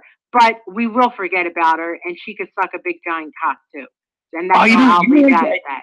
Oh, that you literally dislike all of my I'm not gonna say favorite, but like all of the female workers I appreciate. Although you know what though? I do. It's not that I don't like them because that fucking Vishon girl, I did watch her matches just because people were saying, look at this. And I was like, wow, I want to fucking, I think I'm gay. Like I was gay for every fucking thing that she did. I thought she was fucking great. I don't know why she didn't get over more in WWE. Like I heard she was like trash at a certain point, but I thought she was fucking hot as shit. Like no matter what she does, I think she's fucking hot as shit. But I just don't understand like, yeah, she's fucking hot. But I don't understand like why you would have to take something from somebody else when you're already hot as shit. That's all. That's all I'm saying. But moving, you know what? It's off. I relate because like literally everybody that dislikes me, it's the weirdest thing. The people who dislike me, they're like, everything you do is fucking like lame as shit. You can't do shit. But then they'll take what I do and then they'll try to make it their own, and they'll fail at doing what I do, and yet they'll continue to talk shit on what I did to begin with. So it's like, what? Right. Why even fucking do your own shit? Be you. And if you're not creative enough to fucking produce that, then just stop. And that's it. Like, I don't know what else to say. Like, don't be ripping off other people because so many people rip. Like, I've sat down. You hear the way I'm talking right now. Like, you can't get a word in edgewise, and I apologize for that, but that's me.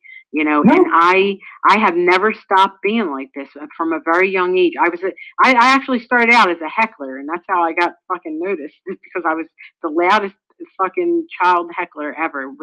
I was a 10-year-old with very big, giant boobs and a big mouth. So, like, I usually don't let people talk a whole lot in conversations, especially when it's on this kind of format. But you know. Oh, don't worry. That will change. This is your first time here. No, I know. Leeway, but that will fucking change. I know, because I know how you love to hear yourself talk. I do. And so does everyone else. Don't worry about that. Yes. But back to the thievery thing, which I did not touch upon. I keep saying I'm going to, but now here it is. This was what really set me off. Now, I was doing this dominatrix gimmick, not only in childhood in videos, but I also, and that's how most wrestlers knew me once I started hanging around them, because they're pervs who watch this kind of videos. So that scares the fuck. Yeah, really. I mean, they were referring to me as Tara Titanium when I was 12 years old. And if you're watching those kind of videos, like, you're fucking fucked in the head. But not all people, like, you know, I'm not against the crowd or anything, but I was 12. That's all I'm saying. Like, I did it, so I can't be too much. I'm not against it. Like, for a 12-year-old, I'm against it. If you're watching an 18-year-old, maybe it's okay. But a 12-year-old, even semi-nude, is not cool. I don't care, like, wrestling a woman, wrestling a man. It's not cool. But whatever. Okay, moving on. Now they're doing fucking videos with pregnant girls being punched in the stomach. So it's really evolved. It's really evolved since my day. You know, you got like girls strung out, and you could tell they're strung out and don't know how to wrestle or put each other in moves, and they're fucking throwing up all over each other during videos and letting their fucking baby and their stomach get punched. So I gotta say, I didn't go through that. I did do a few videos when I was pregnant, but it wasn't like you know, I was fucking 16 years old. I needed the money. But it wasn't anything too rough or torturous. But it was with a famous porn star named Blake Mitchell. You could look that up anywhere. Tara Titanium versus Blake Mitchell. It's all over fucking every fucking outlet of everything. It's all over everything. And they shouldn't be able to really use that. And if I could ever get a lawyer to, you know, have them stop selling those videos, it would be really nice, because I was just a kid, and it's really intrusive and horrifying for me to see that they can still be making money off of it, and I don't make any money off of it. You know, like, that's something that I suffer through, and they get the payoff. However, wait, how old were you in that, like, video? The one with Blake Mitchell?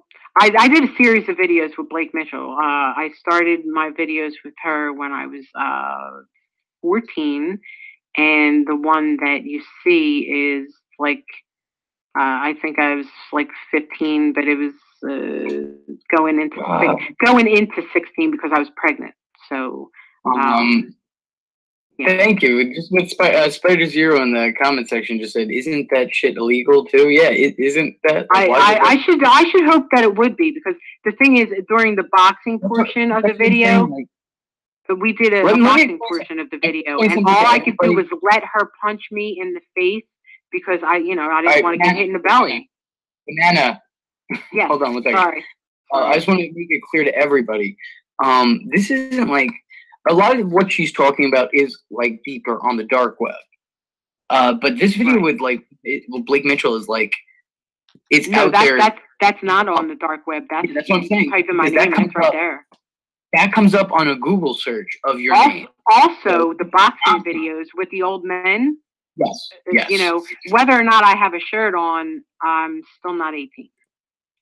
So how companies like Sales and Fight Time Video are getting away with this. And then the thing is, I put a YouTube up myself, a Tara Titanium YouTube, and I took the clips that they had already, they're advertising for, and they sell the videos for like ridiculous amount, like $50, $60. Like, some of them are $100 because they're vintage and stuff, you know?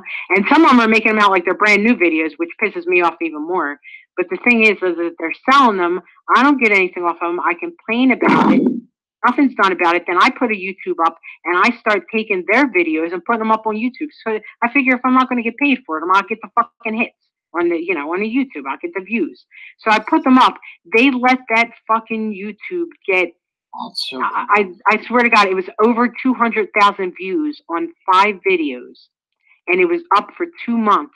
And then all of a sudden, they fucking took it down.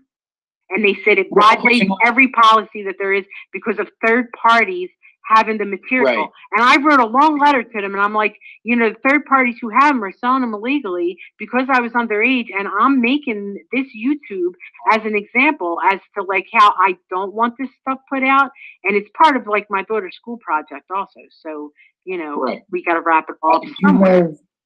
Right. I do have like one question. Okay, so a lot of these videos when you were underage were like of like a sexual nature, but they weren't like, you know, sexual, right? Like I mean, like with like Oh Mitchell. no, yeah, there were sexual. Yeah, there were. Yeah, because my father's insurance man, the man that sold my father fucking life insurance for his family, also, you know, had a video store, and he would film girls doing catfighting and wrestling and boxing and everything. And, you know, one day when he was selling my dad insurance, he came in. I was hiding under the fucking dining room table with underwear on, my panties and bra, and he was like, "Oh, she'd be great for videos." And there it went.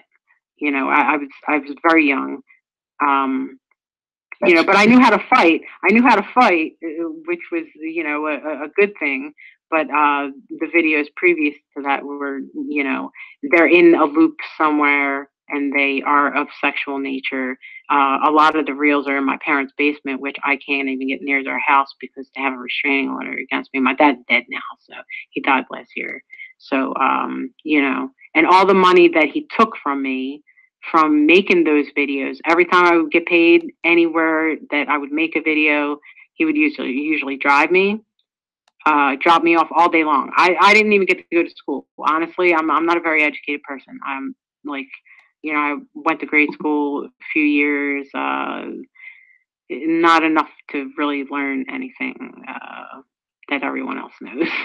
Except for English. You know, I was retaught how to talk because I banged my head when I was little anyway. So it went through a long process. But these videos are not legal, and certain ones are of sexual nature of when I was under the age of fucking 13. Naked, you know, and then they moved when I got older. It was like a lot of topless videos, and then they would say simulated sex, and you know, they're out there. And the topless ones of me boxing, like, it's like they're giving those away for free now. 30 minutes for free. That's how they advertise all their other fucking bullshit to be sold. And I get nothing. Mr. Jacob says you can't interrupt her, V. She's the head bitch in charge, and I love it. I'm sorry. I'm gonna let you interrupt me once in a while. I'm not listening to Banana or Atlas, and I will. I promise. And nobody knows what we're talking about, but we know. You're gonna let me interrupt her. That's very courteous of you. Yes. I'm gonna let you one day. But excuse me. Yeah, I think we've been going at it for a while, and I haven't let you say too much, which is. No, that's absolutely fine. Today was your day to get like a lot of things. Like, we've been talking about doing something like this for months. So right, you know, right. I mean, if not come out now, you know, I'm not a young chick. I'm fucking 42 years old, and you know, I'm not in like the best. Oh, nonsense! I've fucked chicks older than you. I'm sure you have, but you know, it's just I wrote 5 books already, you know, and that doesn't account for like the fucking volumes of comic books that I've taken my story, my life story, and I've wrote it down in books in different versions.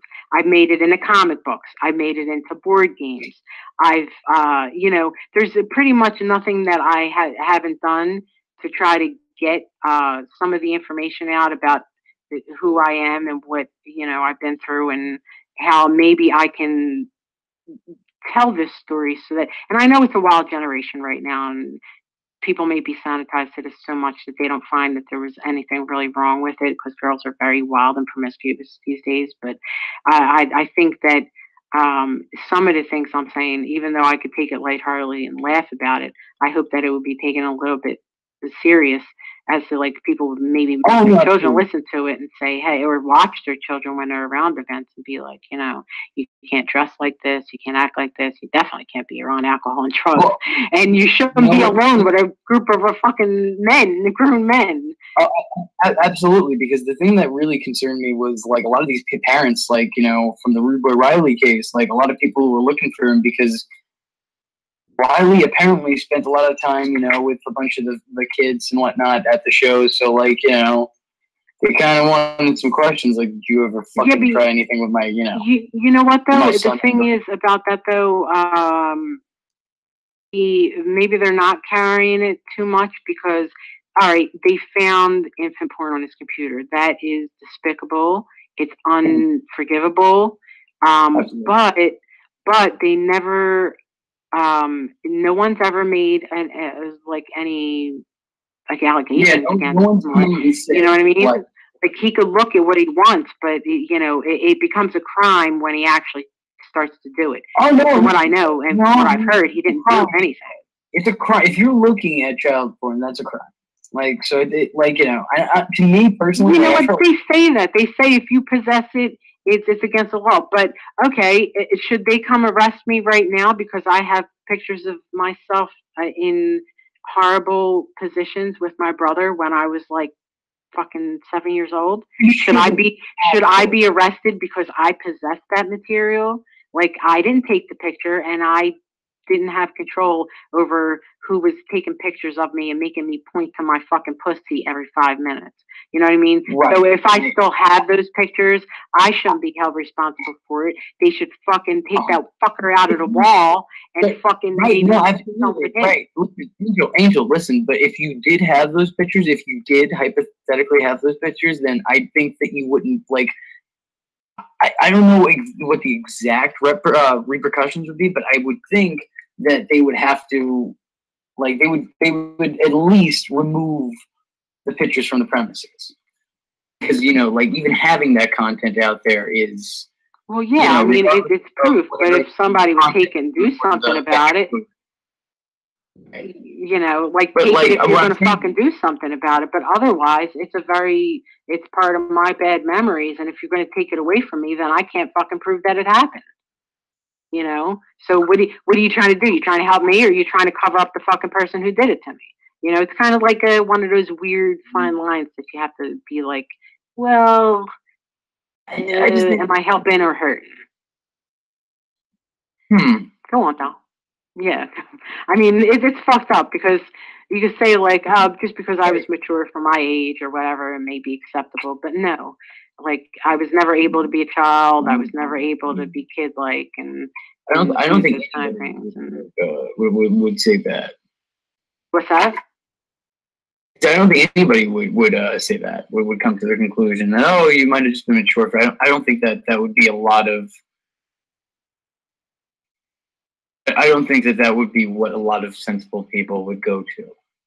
Right. I mean, because you really can't blame a 10 to 12-year-old for grown men beyond the age of 21 having a lack of self-control and not being able to keep their hands off of fucking titties. Right. You know? But I think that like still having possession of that picture would get you in trouble is what I'm saying. So if you did hypothetically have that picture, I would say that that's something that you'd probably not want to have. Yeah, it's unfortunate that I have so many pictures laying around that, you know, it could be here, maybe it's not here. It is. But, you know, the fact that it is or isn't, like I didn't take the picture and the people who took the pictures should be punished, but they're not. And the material still exists and I make absolutely nothing out of it. And the only thing I get out of it is grief and pain. So, a lot of like that last question that I think it was Token that asked, like why I'm not in the business anymore. It's okay. Well, that a lot of what I just said, I hope cleared up that answer for you. Like it's, you know, I thought I was being helped and having a family situation at first, and then as I grew to a damaged adult who cannot walk without feeling pain right now or remember who they are from day to day sometimes. Like, you know, that's why, because it was damaging. And for any girls who were like now you know, into the trend of they want to be a hardcore wrestler, and you know, they got blood all over the face because they're cutting themselves and everything. Um, Words of advice: you don't get that blood back, and someone might one day might not even remember that you did it. So think about if it's important or not for you to even do, because no one seems to remember how I fucking did it. Why should they remember that you did it? It's harmful, and as many times you get hit over the head with uh, signs and chairs, or put and recollection. I watch them now, and I'm like, oh well, that's why I don't remember, because I got fucking brain damage. You know, I got like fucking X-rays over here showing my broken up neck and back, and like the neurological damage that I actually do suffer from. You know, all these blows. Like it's been going on for years, and it's why I can't stay the same person like from week to week, or sometimes minute to minute, or day to day. You know, it's not only the psychosis or the mental illness. It's like it's fucking brain damage. Like you get punched in the head, hit in the head, kicked in the head enough times from when you're like shit. You start karate at 4 years old, and you learn how to take a blow, and you know, then you continue that into your fucking late 30s, and you know, you're not going to feel so good. You're not going to feel so good later in life. That's all I could say. Getting back to thievery, and this is the last story I'm going to get into. I wanted to hit that sexy star issue for a minute, but I'm going to get into the gold dust thing first. So I do this dominatrix gimmick for a very long time. It becomes something dear to me because, you know, it's just fucking my shit. So yeah, right. So what's that? I said it's your kink. It's more than just a gimmick for you. Exactly. It was like part of my life. It was it's a different person that actually it resides in me. It's not just a gimmick. It's a part of who I am. You know, I don't kid around when I say on my profile, like, you know, all these people live inside of me. They actually fucking do, and it's a problem that I have and been diagnosed, and it's on record. So it's not like it's something that I'm imagining. I'm not on drugs, you know, so I'm not like tripping out. I used to be. I won't fucking deny that, but I'm not anymore. So, and I don't drink. God forbid, I would fucking rip the inside of my stomach out right now if I tried to have even a beer. So it's not any delusions, you know, the stuff actually happened. So back to the gold dust issue. As we were talking about how I thought the Undertaker's sister's ass was a ripoff, I started thinking about the Eddie Gilbert Memorial '97, April of '97. It was I was managing the Misfits, but that night they were wrestling in separate matches.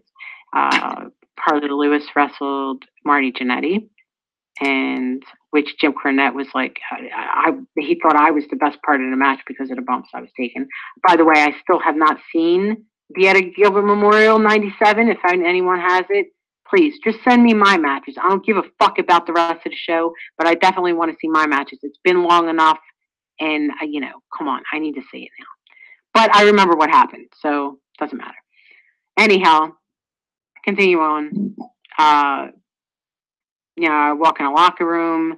Everybody's already there. Scorpio, you know, fucking Goldust, fucking Doug Gilbert, all these people crowded up and everything. And I remember it was like a month after my birthday. So Doug Gilbert was, he gave me my birthday present of paying me back the fucking 30 Xanax. So I was like, right away when I walked in, I was like, okay.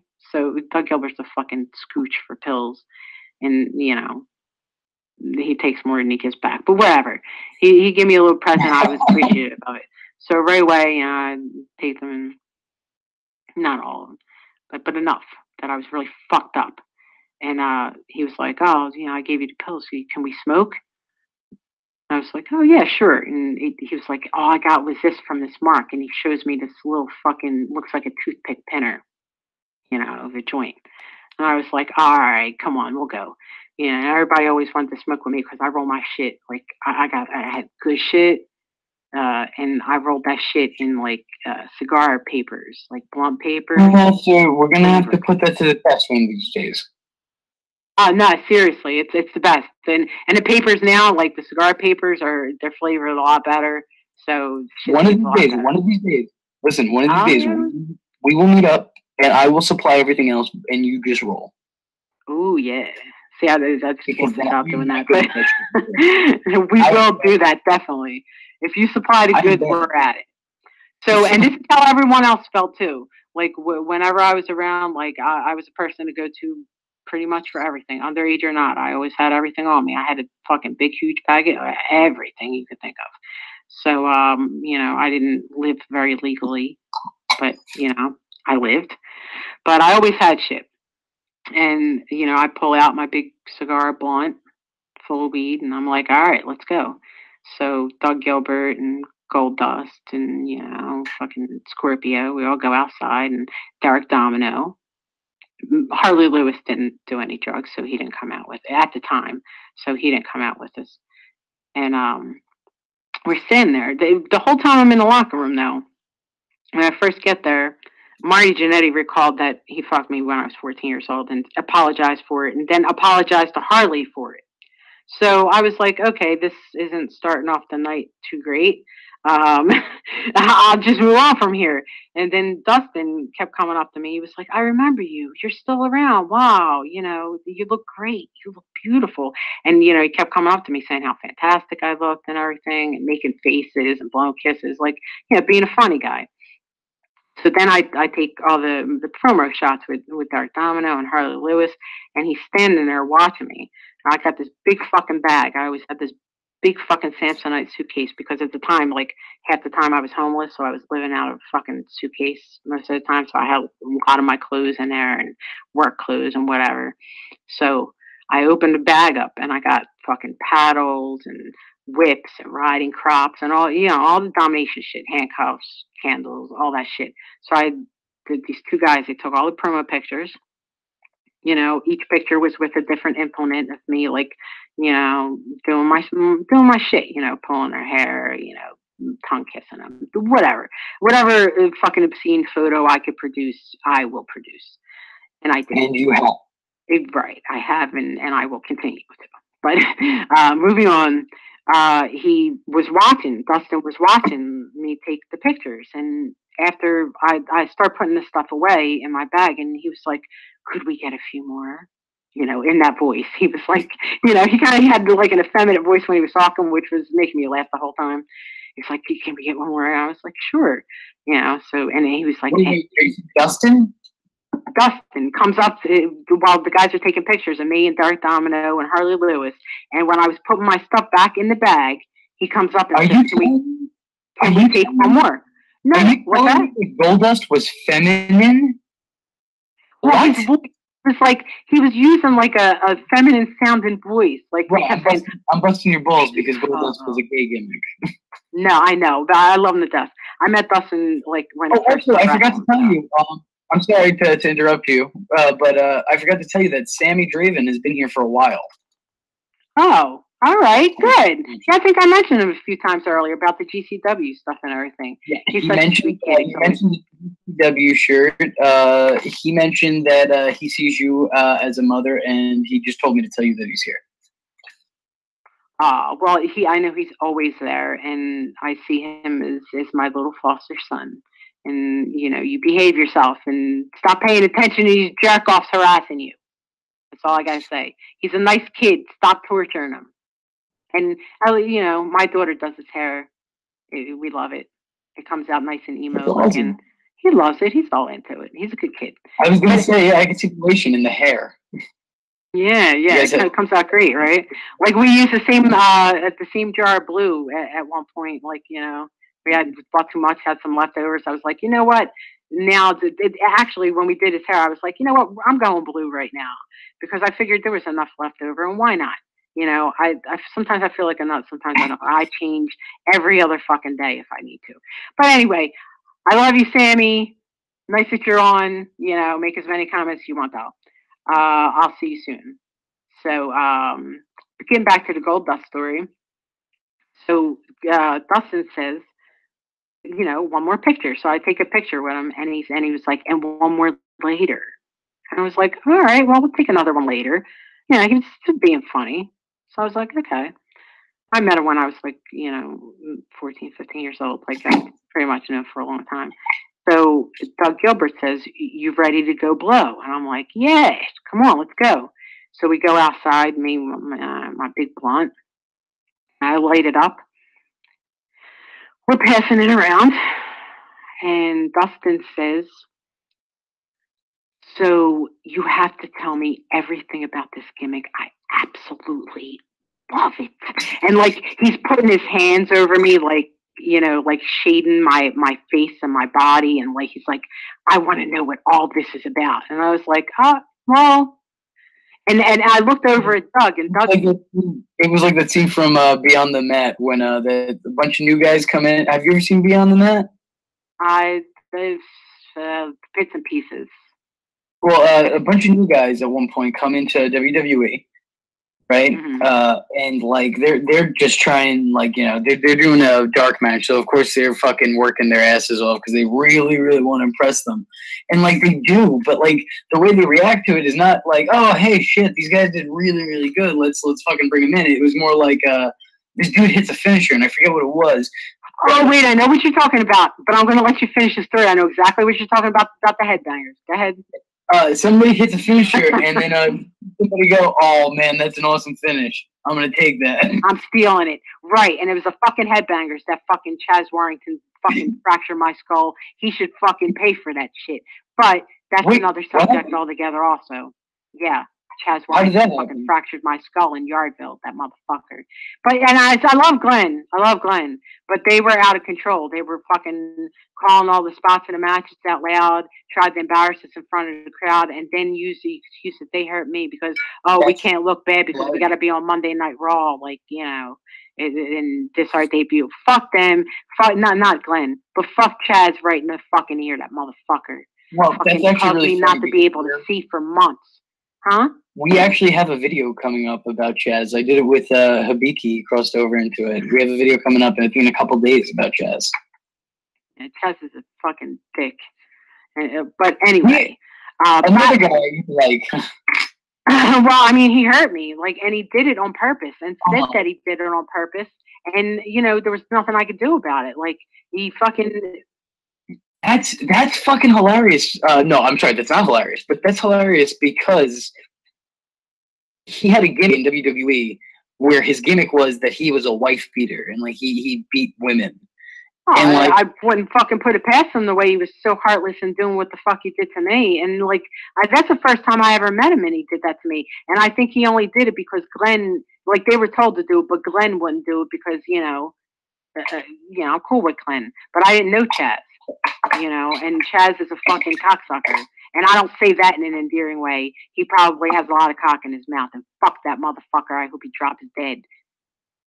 But back to Gold Dust. So we're standing outside, and he's telling me how, you know, he's got to know everything about my gimmick and everything that we're doing. So I look over at Doug Gilbert that's standing next to him. Scorpio walked away. Because Scorpio already knew me from ECW, he knew what I was doing. And Doug Gilbert gives me a look and shakes his head like, you know, he's saying no, like, don't tell him anything. So my response was, it's a dominatrix gimmick. I'm a dominatrix, and I pulled these two lowlifes out of the trash, and I'm leading them to the titles. Like, you know, like, I'm being like kind of short about it because I don't want to get into everything about it because, you know, I'm sensing that something's going on. So he's saying, but what do you do? Like, I can't wait to see this. I can't wait to see the whole act, and I love the pictures. And he's all, getting into it. So Derek Domino, the high junkie motherfucker that he is, I love you, Frank, but you're a fucking junkie. Starts talking, blurts out, "Cause you don't even know. fucking this, it's the tits, it's the skim, it's the fucking tits, it's awesome, you know. It's a real South Philly talker, you know. I can't do his fucking accent exactly because I lost that accent, but he goes off about it.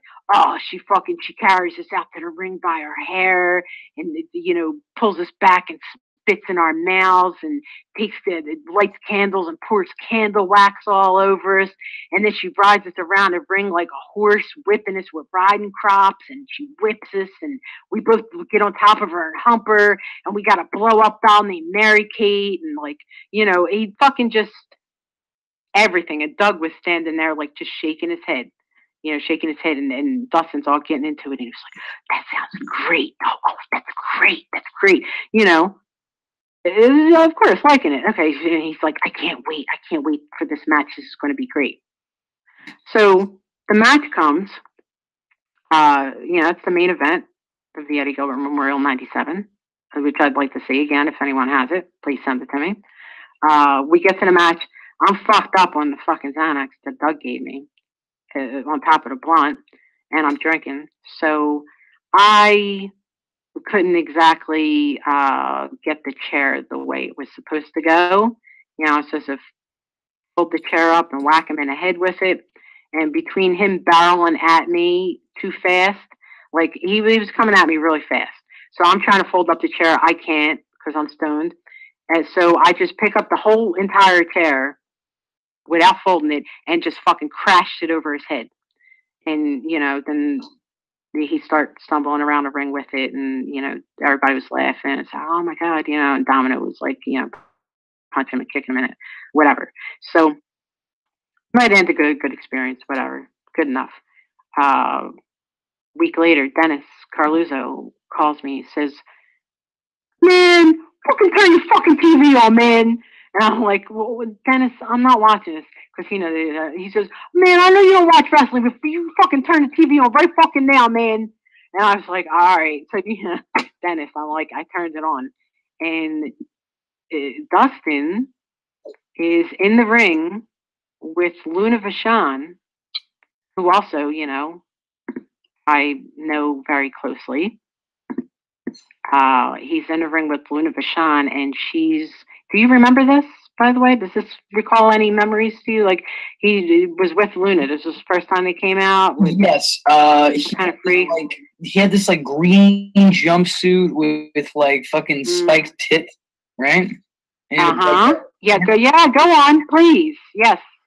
And she fucking poured candle wax on him and ball gagged them and did all that shit. And Dennis was just like, he was like, "Man, one of you motherfuckers fucking talk too much, man. You need to fucking keep your mouth shut. You see what's fucking happening here?" You know, and I was like, I was listening to him, and I was like, all right, I'll call you back. I gotta go.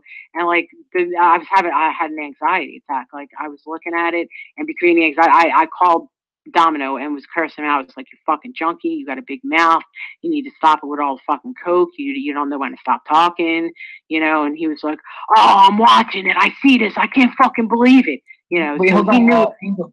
The Memorial Show in '97, that was the Doug Gilbert Memorial Show? No, it was the Eddie Gilbert Memorial Show. Doug is still alive, but Doug was there.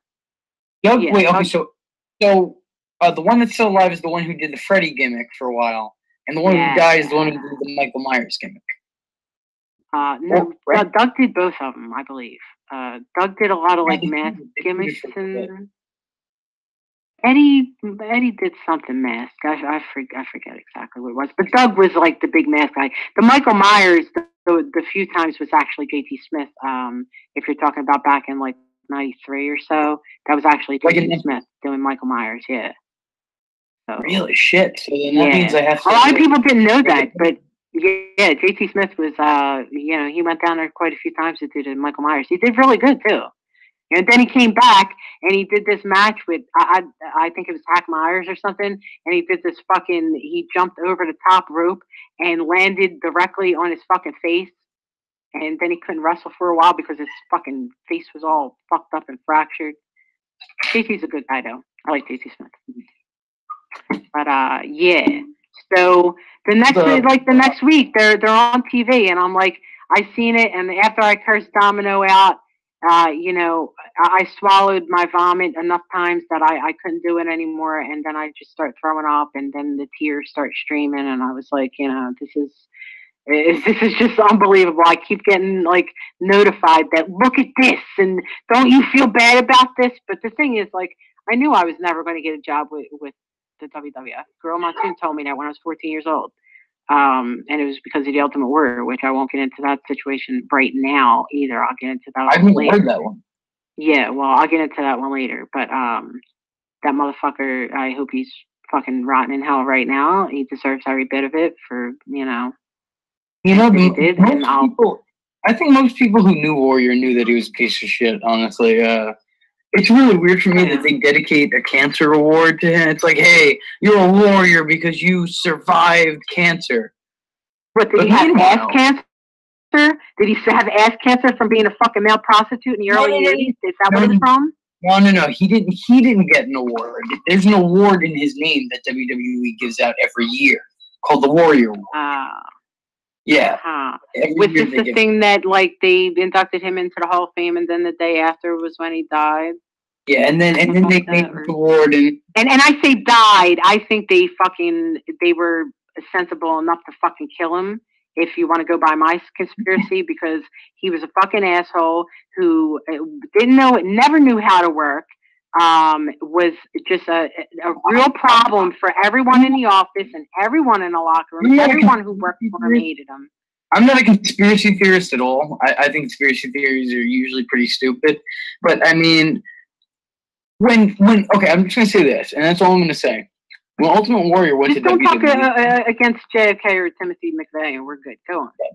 But when Warrior went to WWE, like once he went back to them and he got like their Legends contract, the first thing I thought was like, how the fuck are they gonna do this? Considering he's the first time around, he's gonna open his mouth and say something, and they're PG. They're gonna have to fire him immediately.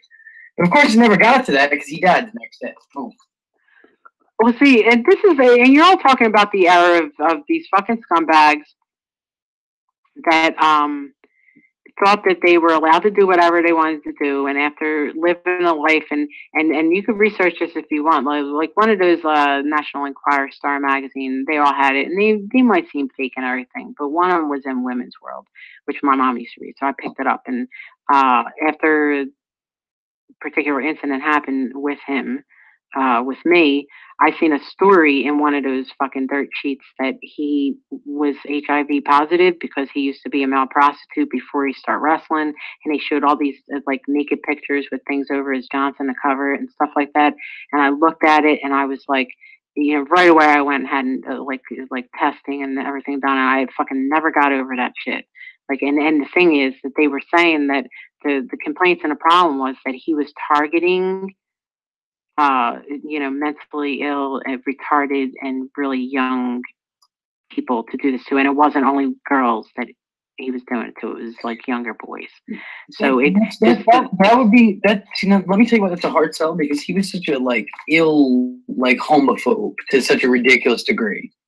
I don't know about the boys like that. That was like a thing that. All right, well, maybe he was an ill homophobe because he was forced to be a male prostitute. But, it could go anyway because a lot of bodybuilders, let's face it, a lot of bodybuilders, they love all parts of their bodies attended to. So they don't consider it too gay, to be serviced by another man. So I don't really, and a lot of wrestlers think the same way. They don't think they're gay if they get their dick sucked by another guy.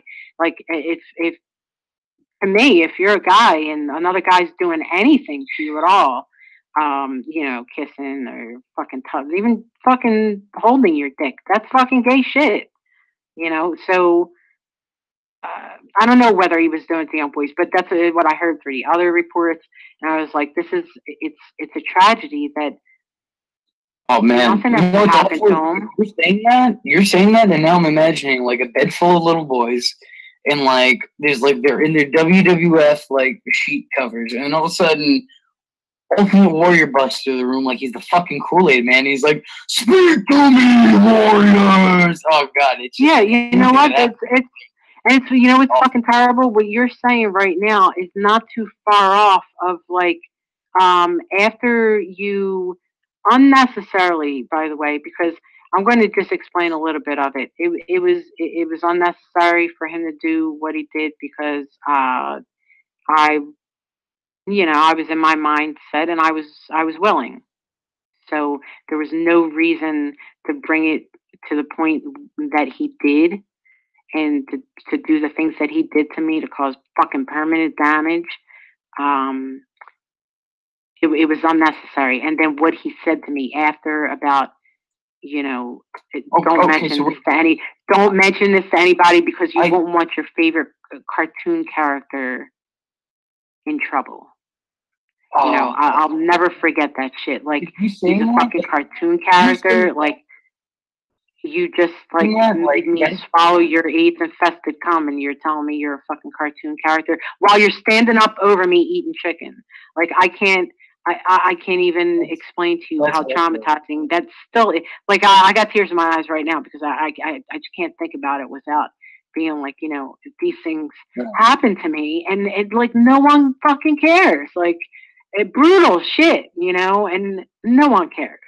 Like, I got to suffer with it now, but no one really gives a shit. They're like, it's Angel, and, you know, she's fucking wild and promiscuous and kinky and stuff like that. But I really wasn't. I was only around a certain group of people, and I didn't go outside of that group of people. It was like a cult for me, you know, to only be with those people that I was directed to and told to be with, and that was it.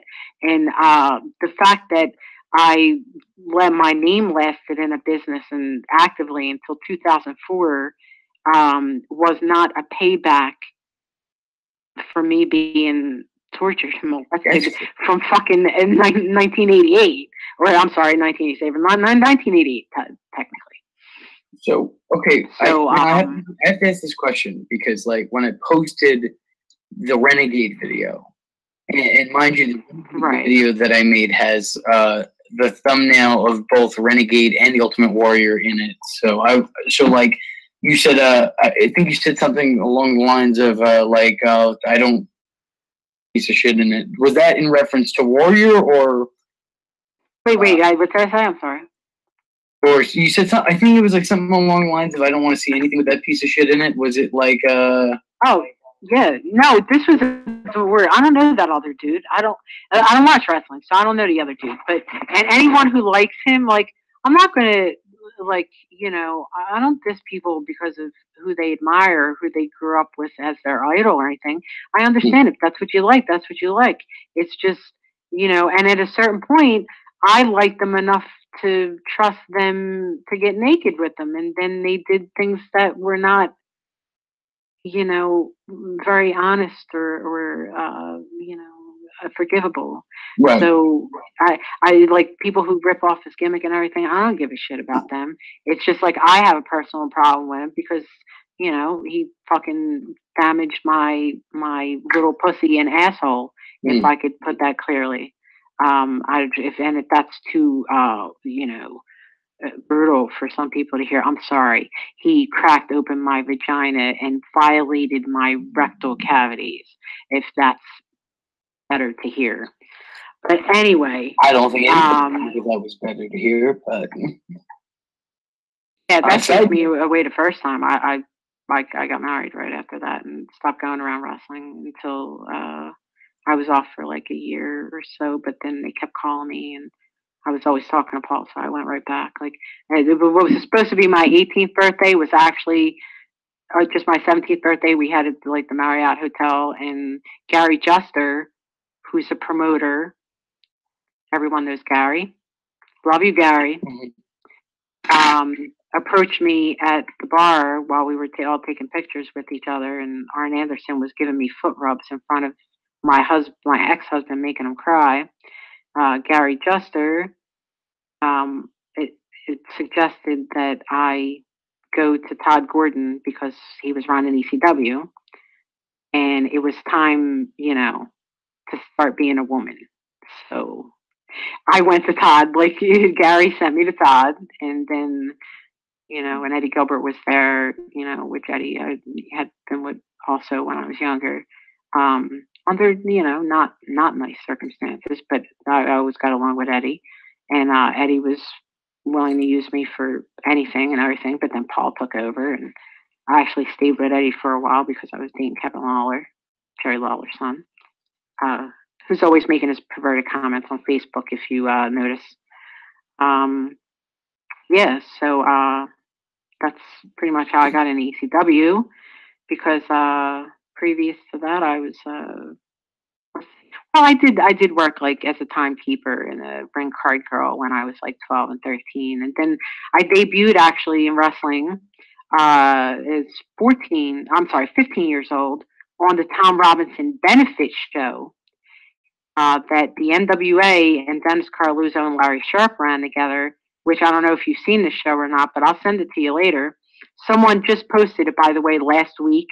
And instead of putting all the fucking people who were on the show that people would recognize, they put 15-year-old Angel Amoroso on Tom Robinson benefit show. But the whole 3-hour show is up there with Cactus Jack on it, Sandman, Axel Rotten's first match, JT Smith, Jerry Lawler, the Midnight Express, Jim Cornette. All these fucking people were on the show. And then me. I managed this fucking Jimmy Shoulders dude. I don't know if you remember him or not. But he got into the WWF for a while. He was like a cross-dressing gimmick with Sonny and Skip called Cloudy. Mm-hmm. Another big fag that was like sucking Jason's dick, or they're sucking each other's dick, whatever. But I was his manager for like 2 seconds. It was like, you know, that was my big debut. But I was on a show with all those people.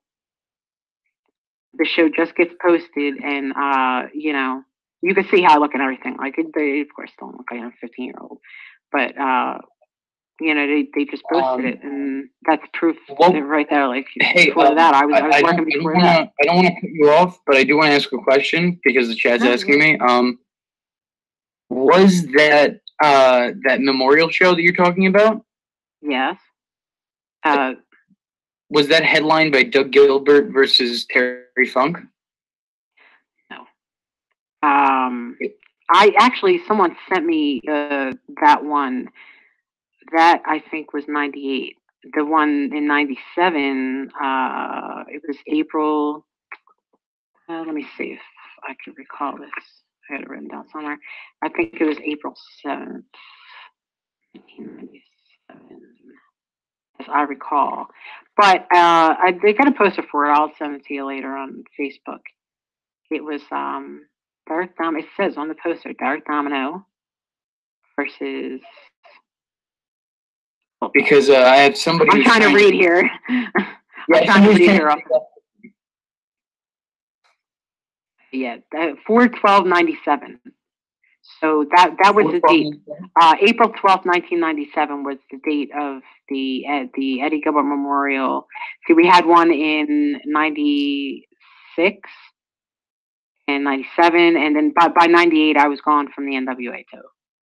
So anything after I have people who are looking for that memorial show for you. Yeah, good luck. Because the only one I found it is my very good friend Matt Pacone. He goes by Yokozuna on Facebook. Fucking fantastic guy. Him and Evan Romano, I absolutely love. They are helping me collect all of these matches. I have like written down. I have like 170 some odd matches written down that I'm looking for from like 92 to 2004. So they've been a great help helping me out, like, you know, finding them. And I got like some CCW shows from them, and I got my IFC, like my shoe fight in Canada, which was the first in Canada. We're gonna have to figure out which ones like are copyrighted and whatnot, like which ones have copyright holders, and like. Yeah, I'm sure they're all copyrighted. I don't give a flying fuck. I'll just use anything. Like the YouTube tells us all the time when my daughter uploads stuff, like it's like an argument with them that, you know, these are third party, already owned, blah blah, whatever. But then they always break about that monetization or whatever the fuck it is. Monetization. Yeah, I'm not good at pronouncing a lot of stuff, but Yeah, they put commercials up. They let us leave the video up, like for the Fall Fashion Swimwear Showdown. They said, it's copyrighted, but they explained they're putting commercials to it. So I guess they're making the money off of it, and we're not. I don't know. Yeah, I don't even know how that works. They did it to like every one of my videos on Marmou. So I started like putting them on other outlets so that I figured, maybe they won't know it's the same person. But I think the computer has matched me up to all the same people finally. And they know Tara Titanium is Angel Amoroso and Violent A and all these other fucking names we're saying. So they're on to me, and I can't make any money on YouTube anymore. So that's that. I'm in the same boat. Yeah, so. I should start this Patreon of my own. I don't know how to do that, by the way. You could help me with that. Because absolutely. We all need to make money. We all need to make money. So yeah, I think we've been going on and on now. Well, actually, I've been going on and on while you've just been kind of, sitting here tortuously listening to me. And I get you. No, I feel like I've contributed and helped, stir the process of everything. But today was mainly about you getting to say some of the things that you've wanted to say for a few months. And next time we'll have a little bit more order than here. But not that today was even too chaotic. I thought you did great. I do what I can, though. Well, I think you did a great job, Angel Face. So when is the next time that you are free to do one of these? All right, well, let's say today's Friday. So let's say if we're not doing anything next Friday, and I'm still as manic as I am, we're going to shoot for the fucking stars, baby. All right, then let's do it. Perfect. So, yes, next Friday. So we will see you all next Friday. Hopefully you'll tune in and you guys will have a lot more questions for me. If not, I'll still go and babble on no matter what. So for me and V, I guess we're out. Absolutely. And if you like the words that came out of our mouth hole, then don't forget to like and subscribe. All right. And that is the end of episode 2 of Angel Amoroso Versus. Please check back with me next time for episode 3, and we will continue this long and grueling story. See you next time.